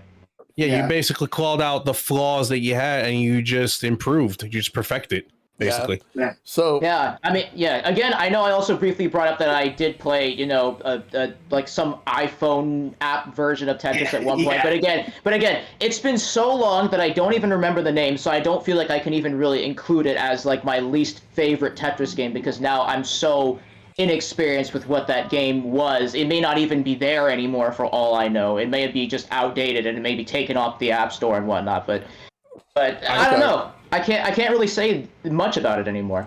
Yep. Now that you're talking about that, Titus, I don't know if it rings a bell. I think it's Tetris Blitz, I believe. Maybe. Yeah. I spent countless amount of hours. Now I didn't spend like in-game currency in order to get the power-ups and all that. I waited for like the events to give us like the 40 additional power-ups. We got the Santa, the Christmas tree ones that give you an insane amount of power-ups right there on the spot. So I kind of enjoyed it. It was actually not too bad for a Tetris game where you're touching where your piece is supposed to go instead of just moving it around. Yep. So Lemon Square asks, what was the inspiration behind creating Tetris? Well, there's so many different like documentaries that explain it, as well as like the Tetris movie, which is a really good adaptation of what happened. within the history of Tetris. So yeah, not much else to really say about that. Tetris Forever. I think And Tetris Forever, yeah. Yeah, go play there's Tetris so Forever if many- you want to learn more about Yeah, the history of there's so Pretty many much. sources, but I think Tetris Forever is like the ultimate way to experience the history of Tetris. Yeah, Because you get to also play through the history of as well. Yeah, as well. So yeah. yeah, absolutely. The next one is okay. So next one is if you were stuck on an island for a year without rescue and could have one version of Tetris to entertain yourself, what would it be? This is from Victaris GX. Right. If I had if I had to choose only one version of Tetris to entertain myself, it's definitely going to be either Tetris 99 or Tetris Effect Connected, one of those two. But probably because like Tetris Effect Connected more so because unless I have a random hotspot for internet, Right. I'm not going to be able to play online to play 99 people. And even Right. then, I don't know how reliable the online would be. So Tetris Effect Connected is the safe answer. All right, that's a tough one for me. But if I want to relive my glory days of childhood, definitely the Tetris on Game Boy, Yeah. without a doubt. I'm actually going to give a slightly different answer. I mean, my number one answer is Effect, but I feel like that's too boring. We've all said Effect. Yeah. I'm actually also going to say Puyo Puyo Tetris 2. That game has a lot of content, like a lot Yes. more than I was expecting. So that would keep me entertained for quite a while. And the fact that you have Sonic as a guest character in there, That's pretty cool, that yeah. was peak right there. Oh my goodness. Yep. Like the fact that there's an entire adventure mode in Puyo Puyo Tetris 2. The first game also had it, but 2's is a lot bigger, and that would last for a while. So I would say, yeah, Puyo Puyo Tetris 2. Yeah. Nope. Great. I'd go with Tetris DS to kind of fill a gap in the sense that I had Tetris DS. I played a lot of Tetris DS. That game at the time of the DS, when it was active, the game got delisted for license reasons, I assume, right? Yeah. It wasn't Probably. sold in stores anymore, and this was pre eShop type of stuff. I was on a road trip with some friends to hours long road trip, and on the road trip, one of my friends, his girlfriend had DS, said, "Hey, can I play Tetris? I'll swap games with you." And I was playing it was a rhythm game with like Switch Beat Cops, I think it was called, something like Elite that. It was very Agents. fun. That's it. That's the one. I was playing that. She was playing Tetris DS. After the road trip was over, I just happened to forget to get said game, and then like I called my friend. I was like, "Hey, can I get the game back?" And he's like, "Oh, we just split." And it's like a messy split, like soap opera level split involving, potential children. And, and I was like, I am never going to see that game again. So my copy of Tetris DS is gone. So that's why it falls on an island. I need to fill the gap back with that missing extra hours of Tetris DS that I can actually enjoy. That's the one. Yep. And Titus, I assume Tetris 99 is your answer. Well, I was gonna say, I bet you can guess what my answer is, but then when you brought up that this island may not have signal, that crushed my hopes and dreams. I'm gonna okay. You're playing the computer, Yeah. the CPU is tough. It's very good. Yeah. I was gonna say I'm gonna be restricted to CPU battles. That's crazy. Big Block DLC, yeah. Yeah. I guess so. I mean, assuming the island has internet, then yeah, of course I'm just gonna be battling against people all day. But I guess at that point I would be forced to check out the other modes if I hadn't already. Yep. Right. And the last question, this one is actually a very interesting one. This is from Dolius the Wolf. Which puzzle game do you want to see Tetris crossover with? Ooh, like there's a lot. There's Oh, so many possibilities. Yeah, I don't get to say Tetris 99 for once. How about how about Tetris with Puzzle League, or because they already did Tetris with Dr. Mario, so why not Tetris with Puzzle League? That sounds interesting. Another Hands one. down interesting. I got another one. Tetris on Columns. Oh, Columns yes. is a good answer. Yeah, Columns is great. Yeah. That's tough because I feel like I'm gonna judge every potential crossover against Puyo Puyo Tetris because it's so Yeah. dang good. It is. Yeah. Like especially if you have not played Puyo Puyo Tetris, you gotta check out Swap and Fusion modes. Those modes are crazy. Yeah. Swap is when your board switches between Puyo Puyo and Tetris. What is it, like every 30 seconds or something like that? Yeah, 30 And then seconds. Yeah. Fusion is literally playing both of them at the same time on the same board. You will get Tetraminos falling at the. You will get Tetraminos and then also Puyos in the same matrix, and the Tetramino blocks will push the Puyos up. It's crazy. You gotta try this if you haven't already. Yeah. But to actually answer the question, Yep. I don't know. Like I just feel like every puzzle game I would just judge against Puyo Puyo Tetris. I guess I would say. I mean, I'd be curious to see what they do with columns, yeah, or Puzzle League. I actually do want to see a crossover with Dr. Mario that like has fusion mode. I'm so curious how the pills would interact with the Tetraminos on the same board. So I would say Tetris and Dr. Mario 2, but with fusion and swap like Puyo Puyo Tetris. Yeah. Okay. I think I have some sort of an interesting one, and let's say this would include with Yakuza characters. How about we see Yakuza characters? We see Kiryu, and we see the others, right? Yeah. On side by side, having a match with Tetris. You know?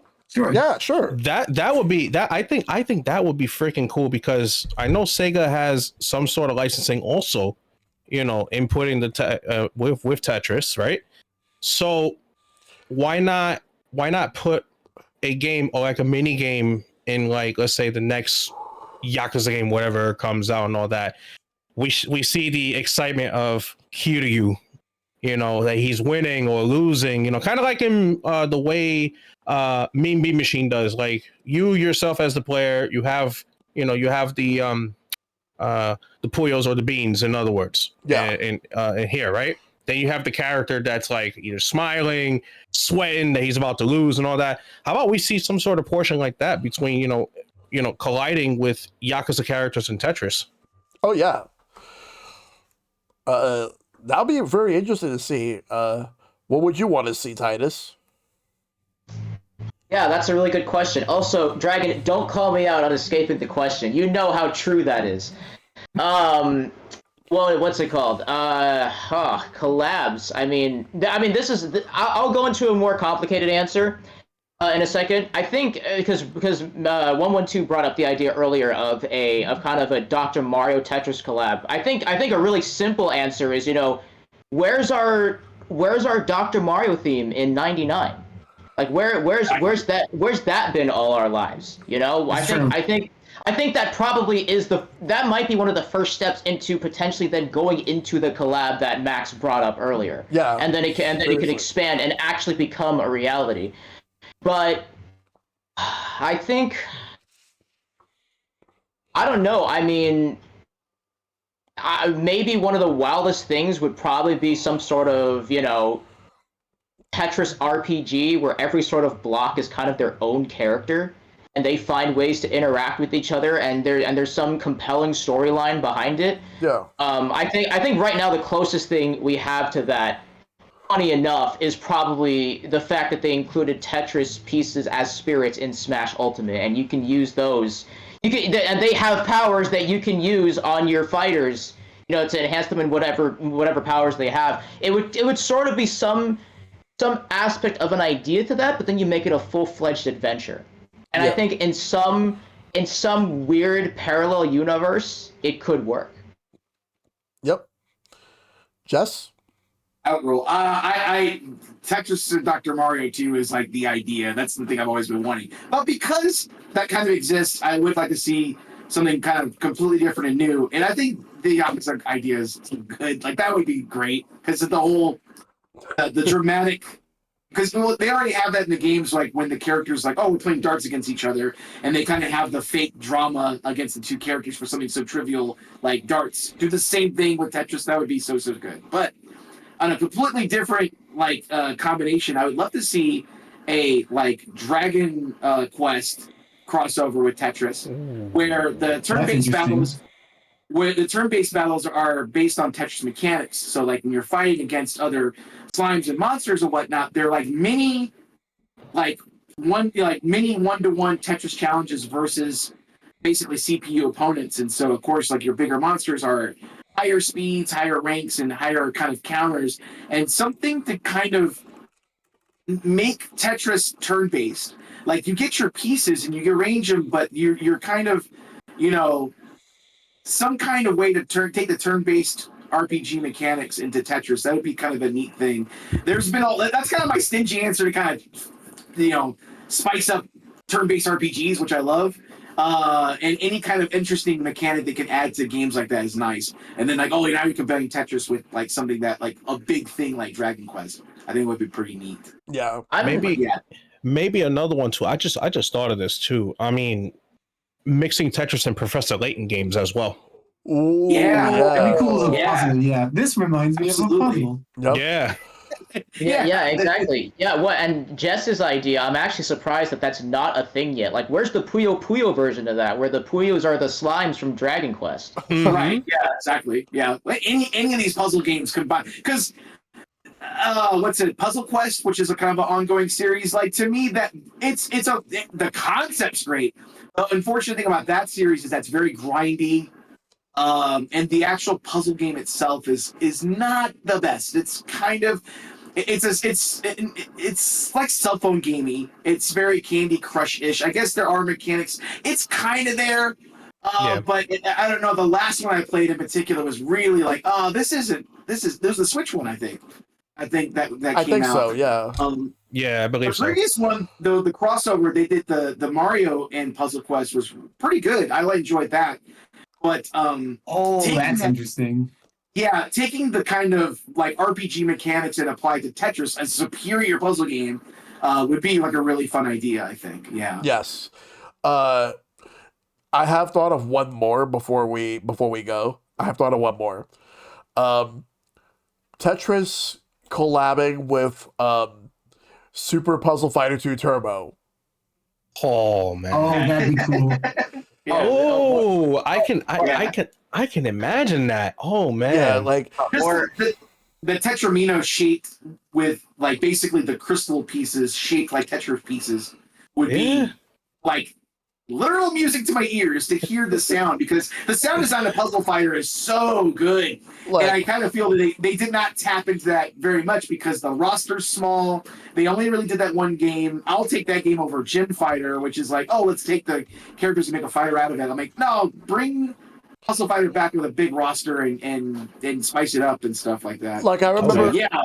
Like I remember there was a mobile Puzzle Fighter. I wish that would have lasted longer and they would have brought it to consoles and PC, because there's potential there. I just imagine if they were to do a collab and do like Tetris and Puzzle Fighter, but like it's not just Street Fighter or Darkstalkers characters. Like it's basically all Capcom characters, but with like all the Tetris and all the Puzzle Fighter. Like it would be nice just to see like just how like these characters can interact with both sets of puzzle pieces. It would be fun. Whatever game it crosses over with, it has to have fusion mode. Again, you gotta try fusion mode if you haven't already. Yeah. It is nuts. Fusion, or like the Tetris Dr. Mario, they had the mix and match. That was fun too. Oh yeah, mix and match was awesome. The reason to actually get the game, because you could mix them both. But yeah, so that's all the questions. So that's going to do it for the show tonight. I appreciate you guys coming in. So before we start wrapping things up, Blizz, where can we find you? So you guys can find me actually I'm on most platforms. So obviously here, twitch.tv/Blizz452. I'm also on X. I am on YouTube as well, so I do some occasional uploading. Right now, currently I'm doing some Monster Hunter editing videos. That's what I'm doing. But you can also see some clips on YouTube as well. For all other socials, you can go on to doros.2/Blizz452. That's my media kit where all my other socials are. Okay. And what about you, Titus? For me, you can find me TitusTW on Twitch. Again, currently just trying to finish a select amount of games there. Again, the pain that comes with trying to beat the final level of Captain Toad. That's probably the most current thing I'm working on right now. I'm also eventually going to start working on Super Mario Party Jamboree Story Mode. Yep. Which, speaking of which, I'm Titus Wang on YouTube. We actually just uploaded. We uploaded the finale of a game where I probably had the craziest comeback in my Mario Party career. So, go check that out if you want. There's an ongoing Mario Party playthrough on YouTube being uploaded and edited as we speak. Yeah. I'm also on Twitter and Instagram as well. We do have a Facebook group. That's a little more niche if you're not into Facebook, but I still have other socials as well if you want to go check me out over there. You should make a Blue Sky at some point.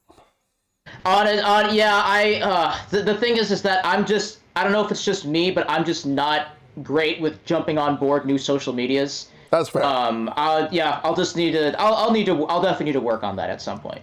Okay, that's fair. OneOneTwo? I am OneOneTwo. I used to stream, but don't really do that anymore. But you can find me on Blue Sky at one. I think it's what was my handle? 112_112. If I remember correctly, I'll have to check honestly. But most of the time, you can find me on the R Mega Man Discord or subreddit. As I mentioned earlier, Mega Man is my sort of bread and butter franchise. So Yeah. come on down if you want to talk about the Blue Bomber. All right. Jess? You can find me, MyNeighborJess, on Twitch and also YouTube, and it's the same handle across Blue Sky and Instagram and Threads. And like I said, Tuesdays, Thursdays, Saturdays is the nights I stream, and Saturdays, if you're fans of retro, that's the place to be, because we do lots of arcade and Tetris 99 every Saturday. Everybody's welcome. So I've just started a brand new goal system for my arcade nights, where I've made a collection list of over 270 games that are on Switch and Xbox collectively, and I have a wheel that I spin to select the games ahead of time, and now I have created a spreadsheet that is going to keep scores of all these games as I play along. So it is a massive undertaking, but that also includes pinball effects games, which I'm a big fan of now as of recently, and tons and tons of arcade games, including Tetris Grandmaster 1 and now Tetris Grandmaster 2. So yeah. Yep. And you basically could pretty much find me on anywhere within the stratosphere except for Twitter, because I don't have Twitter anymore. But I am on Blue Sky. I'm on Discord mainly. Like, those are the two places I'm mainly on. But I do stream a lot on Twitch Monday through Thursday, with the occasional Sunday stream, and once rare, but now not as rare, Friday streams.